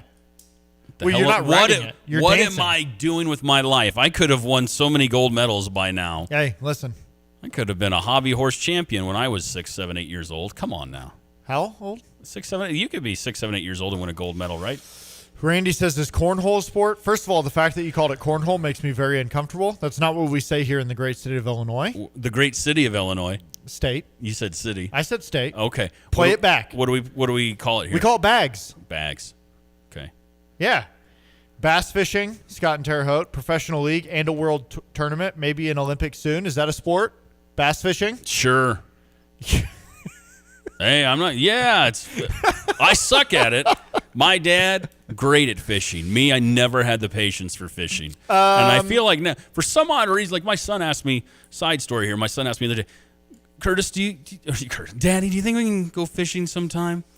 And I was like, yeah, because now in my head, oh, yeah, I'll be patient, I'll be fine. And then I have to remember when I was a kid and I'd try to go fishing with my dad, I'd get bored and I'd get mad, and then he'd get PO'd at me for being bored. And it was never good. I'd start throwing crap into the lake or whatever, scaring fish away. Throwing rocks and stuff in there. That's did you ever get that? Hey, talk quieter because the fish can hear you. Yes. Play it back. 217 says, you said city of Illinois. Play it back. I'll see what I can do. Play it back. I'll see what I can find here in just a moment. We got to take a break. I got to pull this audio. When we come back, we're talking bragging rights game and that is a sport, basketball. Yeah, I'll allow that. Is that one a sport? Yeah, I didn't get to give my definition of what is and what isn't, but maybe that's another day. No. We have to get to the bottom of this. Oh, okay. Before the end of this hour, we will find out what you think is and is not a sport on the drive. In 1925, a small plumbing company began its journey in Urbana, Illinois. Over the decades, the business grew thanks to hard work and great people. In 1966, things changed when Dave Reichard, a veteran, met veteran Ken Asklin, who was an architectural engineering grad from Illinois. The two realized their shared vision for excellence. Their partnership took root, and in 1975, the name changed to A&R Mechanical. With Dave as president and Ken as vice president, A&R Mechanical expanded services, becoming the go-to full-service contractor for all of Central Illinois. A&R went from a plumbing-only contractor to a full-service mechanical contractor with their own sheet metal shop. Today, A&R is a plumbing, heating, ventilation service company with the same excellence in customer service as they provided nearly 100 years ago. Design, build, and maintain. That's what served A&R Mechanical for nearly 100 years. Find them at Lincoln and Kettering in Urbana or online at ar-mech.com. So we have an amazing limited menu with some great appetizers, salads, entrees, including snow crab cakes. We've got swordfish, fillets, and it ended out with a holiday berry trifle. And it's for couples, singles, whatever you like. And then you're going to end that night with that sparkling wine or cider for the perfect toast. And then we're even throwing a little extra. Say you come in for the dinner, you can stay the night at the iHotel for a great rate of $89 before tax, night of New Year's Eve. That you're not going to get a better deal than this here at the iHotel and Houlihan. Are there special seatings that you need to get your reservation for, Kelsey? Yep, we're going to do different seatings. We'll do seatings at 5, 6:30, 7:30, and 9 p.m. So definitely make reservations. Call, get those booked in before we fill up. 217-819-5005. That's going to give you directly to Houlihan's to get those reservations made. All you have to say for those hotel reservations or even going online using NYE26.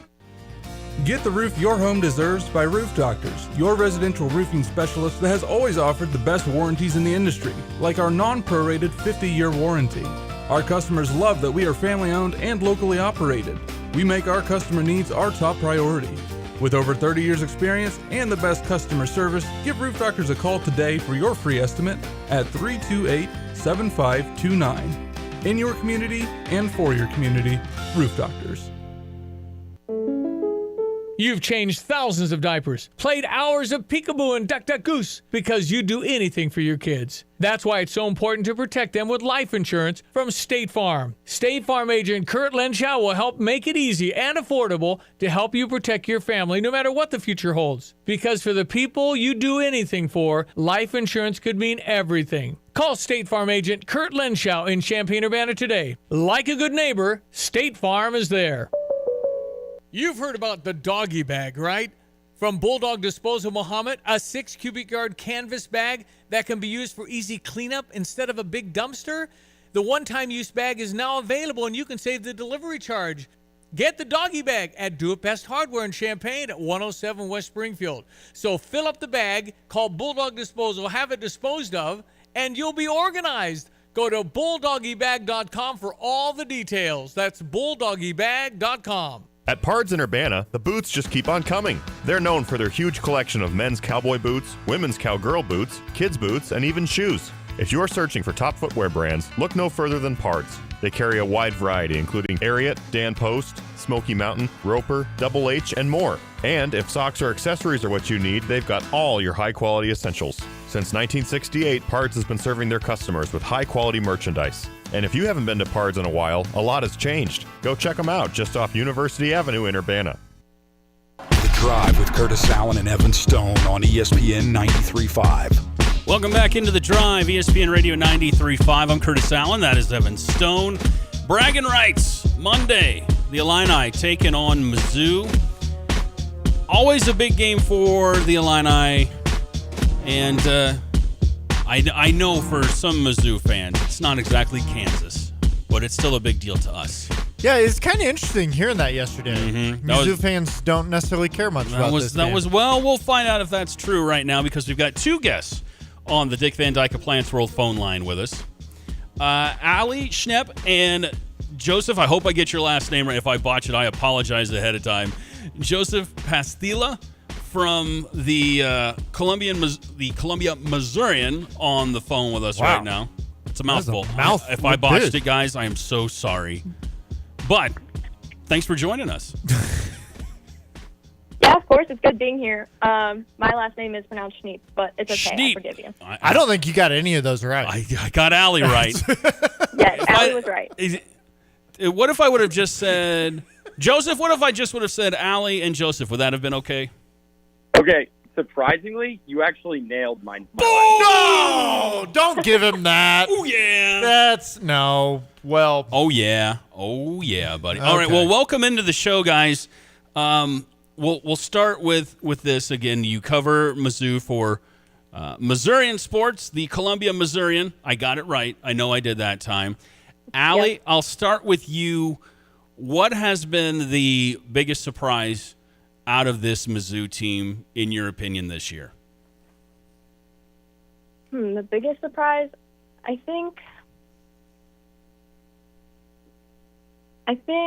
know, honestly. I think this team, they talk a lot about their height and length, and a lot of teams come in there and they talk a lot about it, but I think the lack of maybe physicality, even with their height and length, has been very surprising to me this season. Joseph, same question for you. When you've watched this Mizzou team so far this year, what has stuck out to you? Yeah, kind of throughout the preseason and a lot of the conversations we had with Dennis Gates, a lot of the talk was about this team's ability to shoot from the outside. Obviously, they have a couple of three-point threats, mainly with Jacob Cruz. But, once you saw this team take the floor and you really saw the height advantage, it became something that really helped them in sort of the bye part of the schedule. I think to build off what Allie said, though, in the two challenging games they've really had, Notre Dame and Kansas, it seems that the paint has sort of clogged itself and they've kind of become transparent, easily defendable. And just not being able to kind of get around that yet to this point has sort of been a bit of a surprise. So on that, I would like to step back just a little bit, and we go to the off season, the beginning of the season. So far, Missouri has had, I believe it's 3 games against high major opponents. They've gone 1-2 in those 3 games. What were the expectations coming into this season? Allie, you could probably start with this. Are we on par with maybe what we expected? Has this been disappointing? What were the expectations stepping into this season? I think it's been pretty on par. The 2 other high major games that they've kind of fallen, I think what was surprising was being without one of their stronger players, Jaden Stone. I think that caused them to go a little awry. Joey, I know you have a little bit more to say on that aspect, but I think it's been pretty on par so far. Great last name, by the way, Jaden Stone. It's my cousin.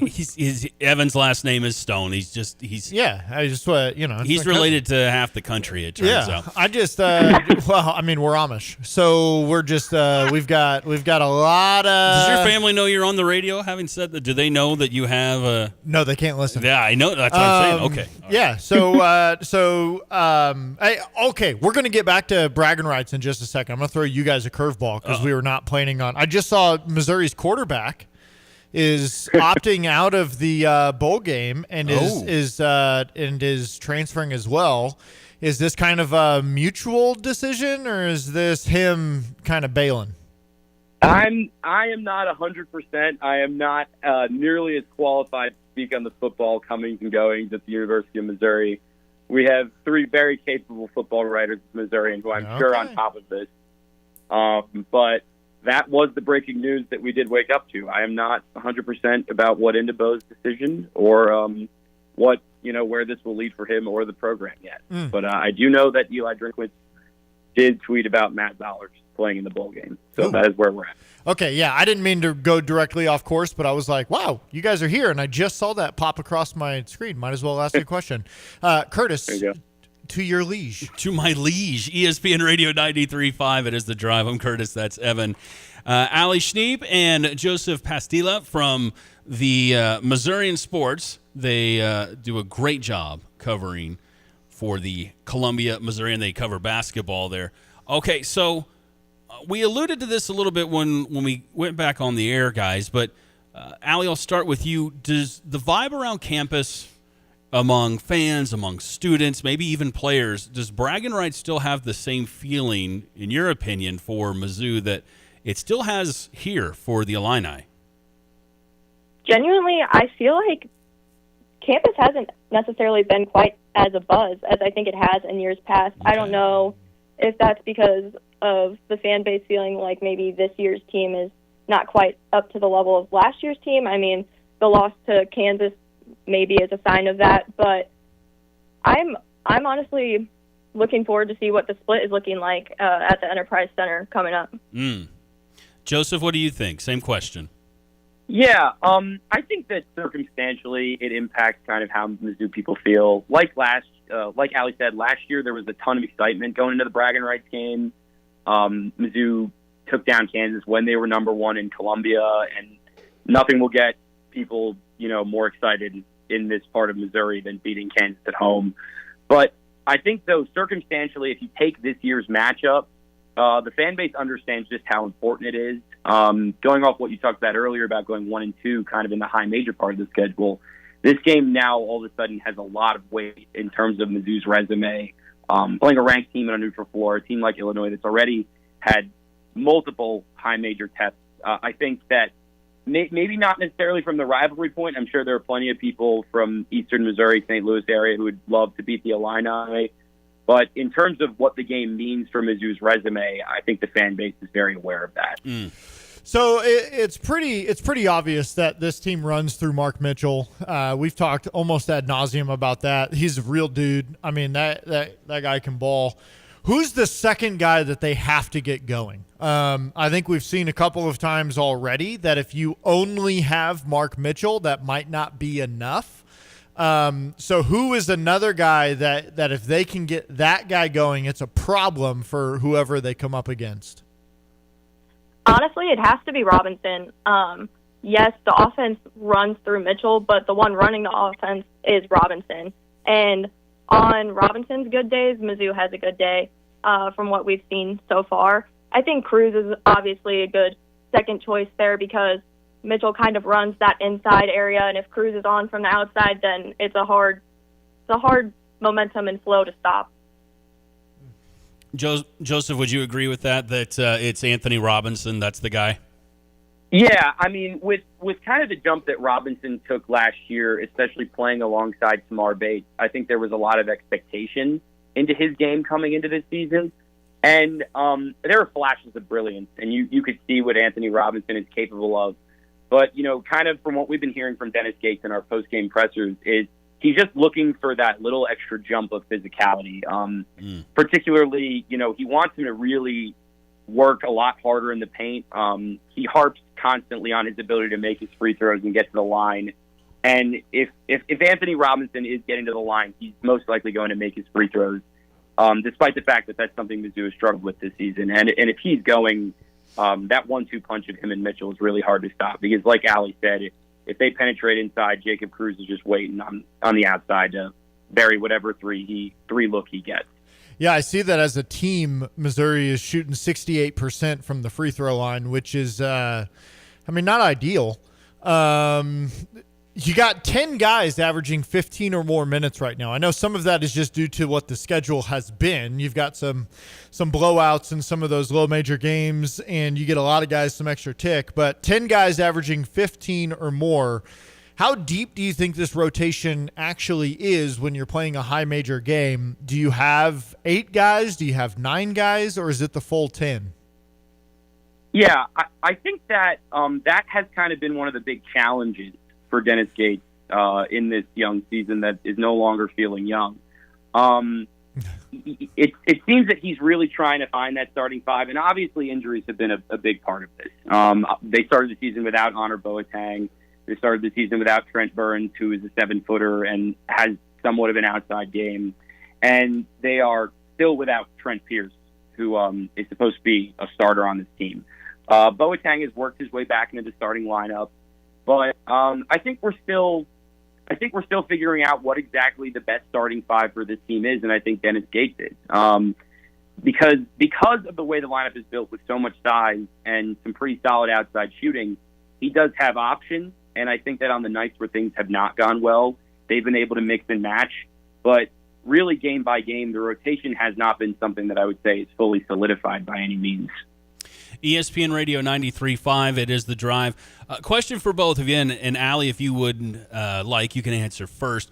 We have talked a lot this week about Dennis Gates and what he has meant to Mizzou basketball. What, in your opinion, has been one of the biggest, how do I put it? What have you seen in regards to change around campus because of Dennis Gates and the enthusiasm that he brings to the program?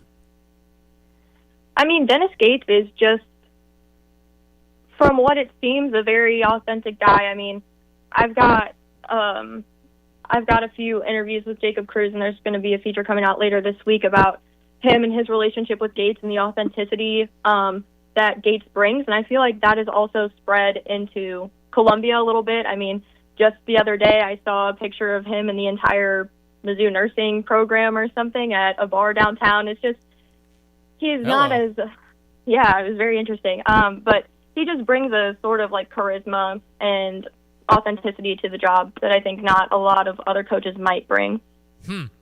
That's well, okay. You don't want to talk about the bar? You don't want to talk about the bar? Something popped into my mind, and I was like, we're mature phone call here. Okay, are y'all going to be there on Monday night? Are you headed over to St. Louis? Oh yeah, we'll be there. Oh, let's go. Do you guys have a feeling one way or the other how this game will turn out? Yeah, I mean, I think that like I mentioned earlier, I think Mizzou's going to be playing a little desperate. I think they understand how important this rivalry is. In the post-game presser after Kansas, actually, to speak to Dennis Gates and kind of how he's embraced Mizzou, he's like, as far as I'm concerned, there are two rivalries that I care about, this one and the one to the east with Illinois. So I think that they will be up for it. I'm not really sure how things will play out on the floor just because Illinois is so battle-tested. I mean, the schedules really are obviously not comparable in terms of quality. Plus, there's the added caveat of Illinois coming off a pretty wacky game against Nebraska. So I think it's going to be desperation versus desperation, and the outcome I'm not really sure about. I'm not really sure if I can take a stance on how it'll go for that reason. No, it's great insight. Allie, Joseph, where can they find you on the socials? Allie, you go ahead first, please. I think it's just at Allie Schneep. All right, Joseph. On Twitter. Joseph, where can they find you as well? Twitter, that's right. Yeah, I'm at JPASTILHA11 on Twitter. And where can folks find your works? Your work, I should say. I don't know why I pluralized works. It's been a day, guys. Okay, I apologize for that. Where can they find your work? ColumbiaMissourian.com. All right. Awesome. Thank you both so much. Enjoy bragging rights. Have a great holiday season, and hopefully we get to talk to both of you down the road, okay? Yes, thanks. You too. All right. Thanks for having us, guys. You guys are very, very welcome. That is the first time we've had two guests on the phone at the same time, and somehow I didn't totally mess it up. How about that? That's a team right there, Yeah. Allie and Joseph. They had said to us, that they cover the beat together for Mizzou Tigers basketball, and they wanted to talk to us together. I was like, let's go. Love Let's it. go. Tag team match right now. Okay, Yeah. there's bragging rights. Yeah. And I didn't mess up too bad. Also, before we started our conversation with them, more than one person said that I was right. You said the city of Illinois. Did you listen What do you to mean? What do you mean more than one person? I saw multiple text No, messages. one person said it. Oh, I thought Craig said it too. No, Craig said roof ball is my favorite. Oh, okay. Which roof ball is an incredible sport. I love roof ball. Have you seen it? Have I seen roof ball? Yeah. Is it where you're trying to bounce the ball off the roof, or you're throwing balls off the roof? You're throwing the ball up on the roof. You've got to get it around the smokestack. Mm-hmm. And you get certain points for catching it, what you hit, where you go. I mean, it's intense. It's Swiffering the nation. Swiffering even. Okay, I got to get into some roof ball then. Yeah, we can get into it next. Well, you know what we're going to get into next? Is the joke that popped into my head. I'll tell you off air. Oh, my gosh. Well, that and we need some money. We got to do some etched in stone next on the drive. You have a Dixie chopper, ladies and gentlemen, and I would presume they have till the end of this month to go buy this deal.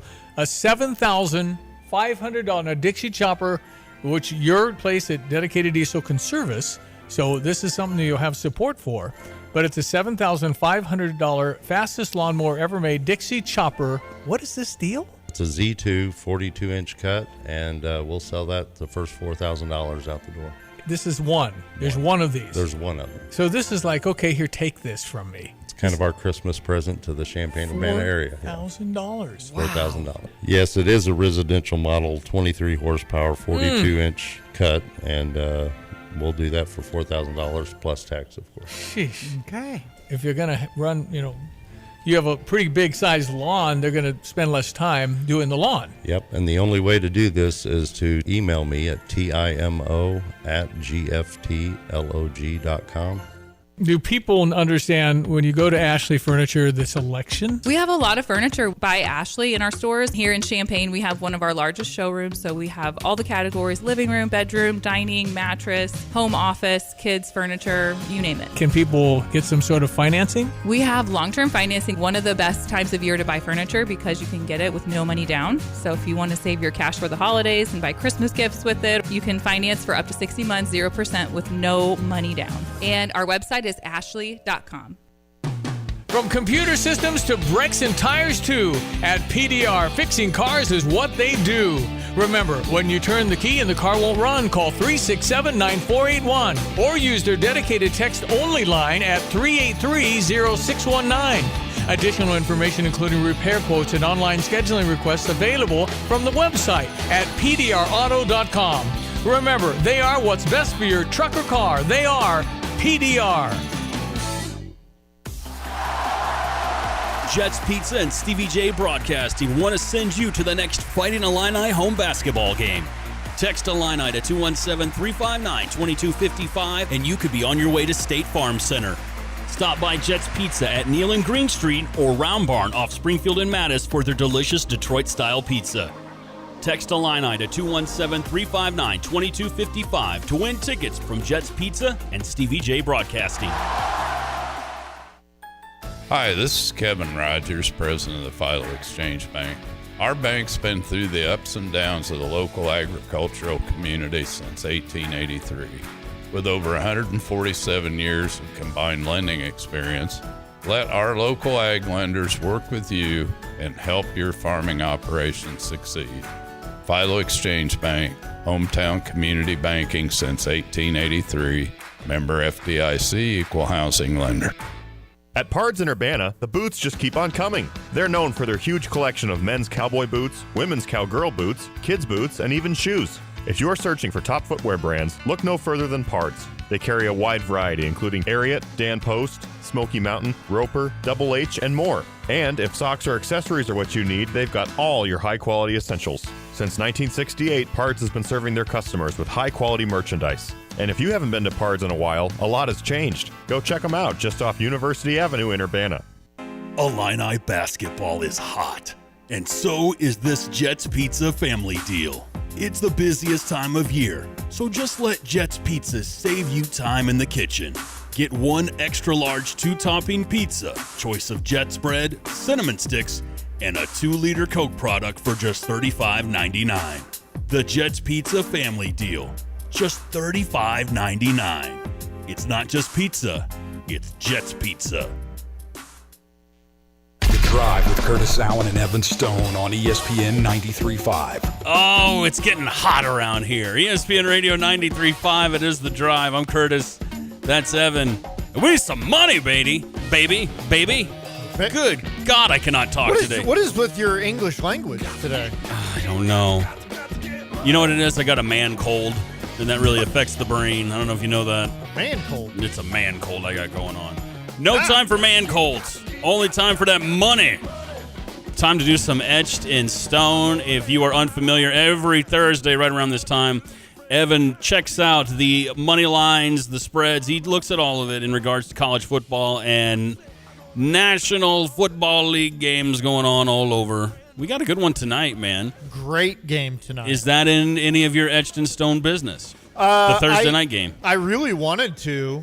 For those that don't know, who's playing tonight, Thursday night football? We got the Los Angeles Rams at the Seattle Seahawks. Maybe, short week for the Rams. Maybe the best Thursday night game of the season. Short week for both teams. I'm just saying for a Rams team that's trying to stay in that number one spot, Seahawks trying to find a way into the postseason. Go Seattle. One. Yeah, good one. You're rooting for the Seahawks if you're a Bears fan. Yeah. And, I mean, just another thing that's cool because we got ESPN on in the background here, and NFL Live was breaking this game down earlier, and as they're breaking it down, you got the desk and the screen behind him, and the screen behind them massively on one side for the Rams, you've got Matthew Stafford on the screen, and on the other side for the Seahawks, you have Devin Witherspoon. How about that, massive. baby? And it's cool to see. Let's go. That kind of stuff. Let's go, Spoon. Yeah, I was looking at tonight's game, and I thought the lines that they had were really well placed. So I just didn't necessarily back off that. Yeah, I'm just gonna watch and enjoy. I was looking at the over, but they got it at a good spot, and then Seattle's a 1.5 point favorite, and I think LA wins this game. But I just wouldn't be shocked if they don't.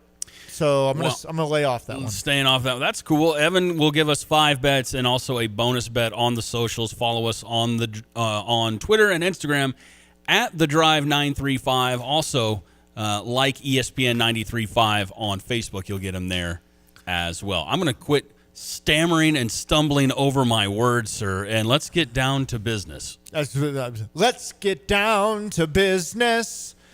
To defeat is that a song? The Huns. What? Where did that come from? What Mulan? Songs? Huh? Mulan? No, I wasn't watching Mulan. I was watching Kill Bill instead of Mulan when I was a kid. Oh my gosh. That's one of the greatest Disney songs of all time. You and I had much, much different childhood. I mean, I didn't grow up watching Mulan. What was that? My man. Denzel. It was Denzel, my man. I couldn't hear it. All right, we ready for game one? We're ready. We got 2 college and then 3 NFL. We're going to see if we can keep that NFL streak going, and we're going to keep doing college until the season's over and keep, creating pain. But game number 1. Let's do it. You ready for this? I'm ready. Is there music for this or no? What? Just me talking? You want some? Well, I don't know. Hey, here we go. I got your music. There we go. We're looking at playoffs, baby. Playoffs. Alabama, Oklahoma. Yes, sir. What an interesting game. A couple historic programs that are not as pretty as they used to be. No, Boomer Sooner, Roll Tide. It's the girl that was hot in high school and showed up to the reunion, and they got all sorts of stuff hanging, and it's just like, what happened? You know? Hey, cigarette out of the mouth. Oh, the cigarette. Okay, yeah. You know? I thought you were gonna maybe some Botox. You got anything against Botox too? You gonna bring that up? Only when it's done poorly. So you got Alabama, Oklahoma. I don't really know what's going to happen in this game, but the total right now is 40.5, which I know Oklahoma's got a great defense. Yes, they do. I don't think Alabama has that great of a defense. It's been disappointing, I would say, this year overall. 40.5 is a really low number for a playoff game. And so I'm going to take over. I'm going to take the over 40.5 and see if both these teams can put up a little bit. That's not even a lot of points, just a little bit of points. You going 40.5, etch it in stone? Etch it in stone. All right. I like that we're starting with the playoffs. Yeah. Another playoff game. This one on Saturday. This one just feels like a gimme. Which makes me nervous. The gimmies always make you a little nervous. Yeah, James Madison traveling across the country to go to Outson. Mm-hmm. If this was at a neutral bowl game site, I would stay off this. Okay. But James Madison going to Oregon and playing at Oregon. That's a really hard place to play. It's tough. Oregon right now is sitting at a 3-touchdown favorite, minus 21. Ooh. And I'm going to take Oregon to cover that by 3 touchdowns. Etch it in stone. Did you hear that, Randy and Urbana? He's taking your Ducks to cover 3 touchdowns. Talking about moolah, y'all. All right, let's see if we can keep that undefeated NFL streak going. Let's keep rolling. First game we're going to look at, the Los Angeles Chargers travel to Dallas to take on the Cowboys. What are these Cowboys? Who are they? I don't know what is it. It really is. It's hard to bet in a Dallas game because you never know who's going to show up. Right now, Dallas is favored. They're 1.5-point favorites over the Chargers. Okay. I'm going to take the Chargers plus 1.5. Really? I like what the Chargers are doing. I like how they run the football. I like how they've been playing defense the last couple of weeks. I don't know. Their offense has been a little bit disappointing as Herbert's been struggling with that hand injury. Right. And he's not looked the best. But go ahead and give me the Los Angeles Chargers plus 1.5 against Dallas. Etch it in stone. I like that. I like that one. We need some money. We need some money. All right, next game. Tampa Bay Buccaneers, Carolina Panthers. Those Panthers. What an interesting matchup. Bryce Young, he's every week looks a little bit better. Panthers look good. They look like a team that has a bright future. Add some more pieces and watch out. But beyond that, they look competent. That's a great word for the Panthers right now. They're not embarrassing. That is a great word for them, yeah. The Bucs have had some embarrassing games. They have over the last 4 or 5 weeks, yeah. Now, how does Tampa Bay bounce back after dropping that game? Long week. You played last Thursday. Yep. You lose in ugly fashion against Atlanta. You get you get 10 days. Now I believe it's in Carolina. You go to Carolina, and this is a division game, major in trying to win the division. Yep. And I don't know what happens, but the total is 45.5. And I think Bucs Panthers are going to go over 45.5 in this game. Etch it in stone. We need money. Boom! Talking about a shootout in the NFC South. Talking about moolah, y'all. I like it. Okay, last game. This is it? This is bet 5? This is bet number 5. All right, here we go. Give us that money. This one I went back and forth on because it's just not fun. Ooh. The Cincinnati Bengals and the Miami Dolphins. Change at quarterback coming from Miami. So Miami benches Tua. Yeah, which for means Quinn Ewers. Quinn Ewers from Texas. He's going to be getting that start. Obviously, Joe Burrow's back, and Joe Burrow had been balling. He's Joe Burrow. This past weekend was pretty ugly. Miami and Cincinnati this past weekend put up a combined 14 points. And the over-under right now for Cincinnati-Miami is 47.5. So they're expecting Joe to carry that load? They're expecting Cincinnati and Joe to put up some points. Here's the thing. Even if Cincinnati puts up some points, I don't think Miami's really going to put up points. That's where I'm at. I'm right there with you. I don't see Quinn, and maybe we'll be shocked. The rest of the world will be shocked. I don't see Quinn Ewers setting the world on fire, though, this weekend. The only way Miami puts up a ton of points is because Cincinnati's defense is still bad. If Devin O'Shane goes nuts. There you go. Yeah. Then maybe. Maybe. But I'm going to take the under 47.5 for Cincinnati-Miami. Etch it in stone. We need money. I'm right there with you, man. I'm going to ride with you on that one. We need some money. All right. Run through the list one more time. Here we go. We got Alabama, Oklahoma tomorrow night. We're taking the over 40.5. Oregon against James Madison on Saturday. We're taking Oregon to cover 21 points. On Sunday, we've got the Chargers headed to Dallas. We're taking the Chargers to cover 1.5. Bucks, Panthers on Sunday, over 45.5. And Bengals, Dolphins on Sunday, under 47.5.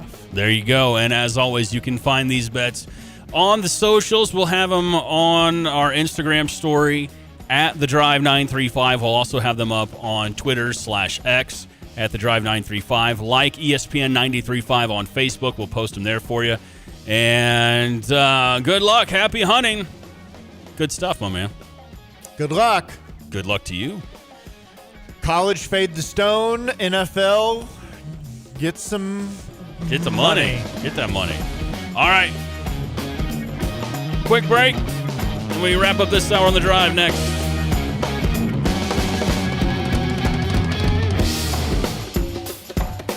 Look at you now. Unwrap a win at Pia's, 1609 Springfield Avenue. As you take in the Bears games with fellow fans or ride the Illini shuttle to the men's home basketball games. Pia Claus will visit Thursday, December 18th from 6 to 9 and Friday morning, December 19th from 8 to 10 a.m. Sponsored by Kerner Distributing and J&J Gaming with free gifts and drink specials. Pia Claus is coming to make it a happy holiday season.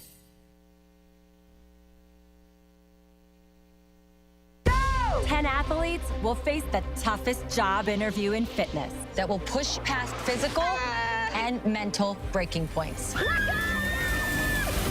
You are the fittest of the fit. Only one of you will leave here with an iFit contract for $250,000. This is when mindset comes in. Someone will be eliminated. Pressure is coming down. This is Trainer Games. Watch it on Prime Video starting January 8th.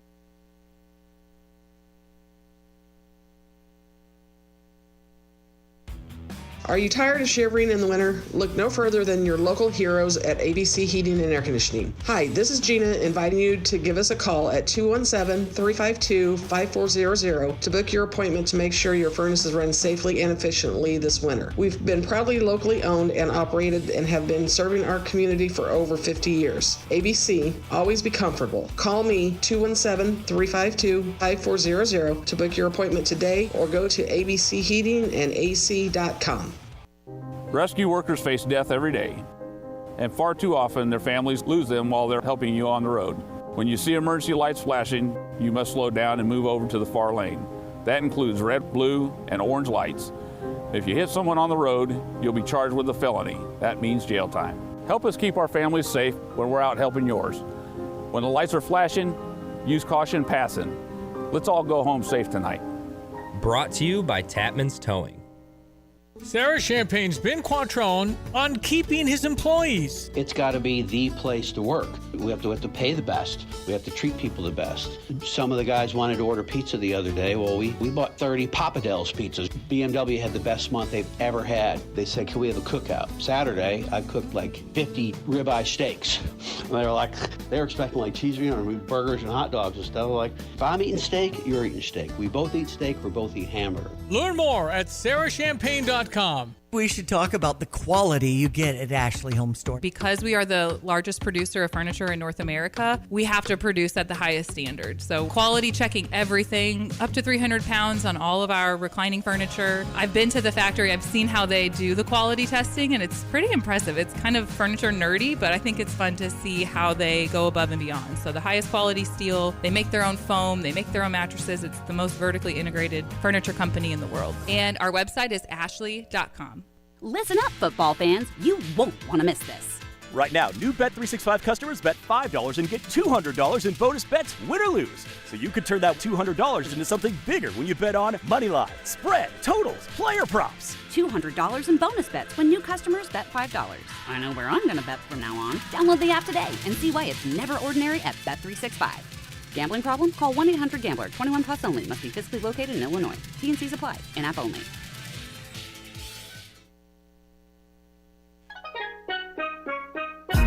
ESPN Radio 93.5. It is The Drive. I'm Curtis Allen. That is Evan Stone. Dude. Evan Stone? I am so mad at myself about how I have just stammered through this show today. I am just... If you want to listen to 2 hours of me stumbling and fumbling... Yeah, I swear I haven't been drinking. I swear. Where's that Samsonite hotkey? You know what? You're right. I deserve it. I'm going to give myself the... I got that all the time. I was way off. I'll give myself the Samsonite. I'll give myself... Goodness gracious. There you go. I'll give myself the... Go fight in the line. Little Beckman in there, too.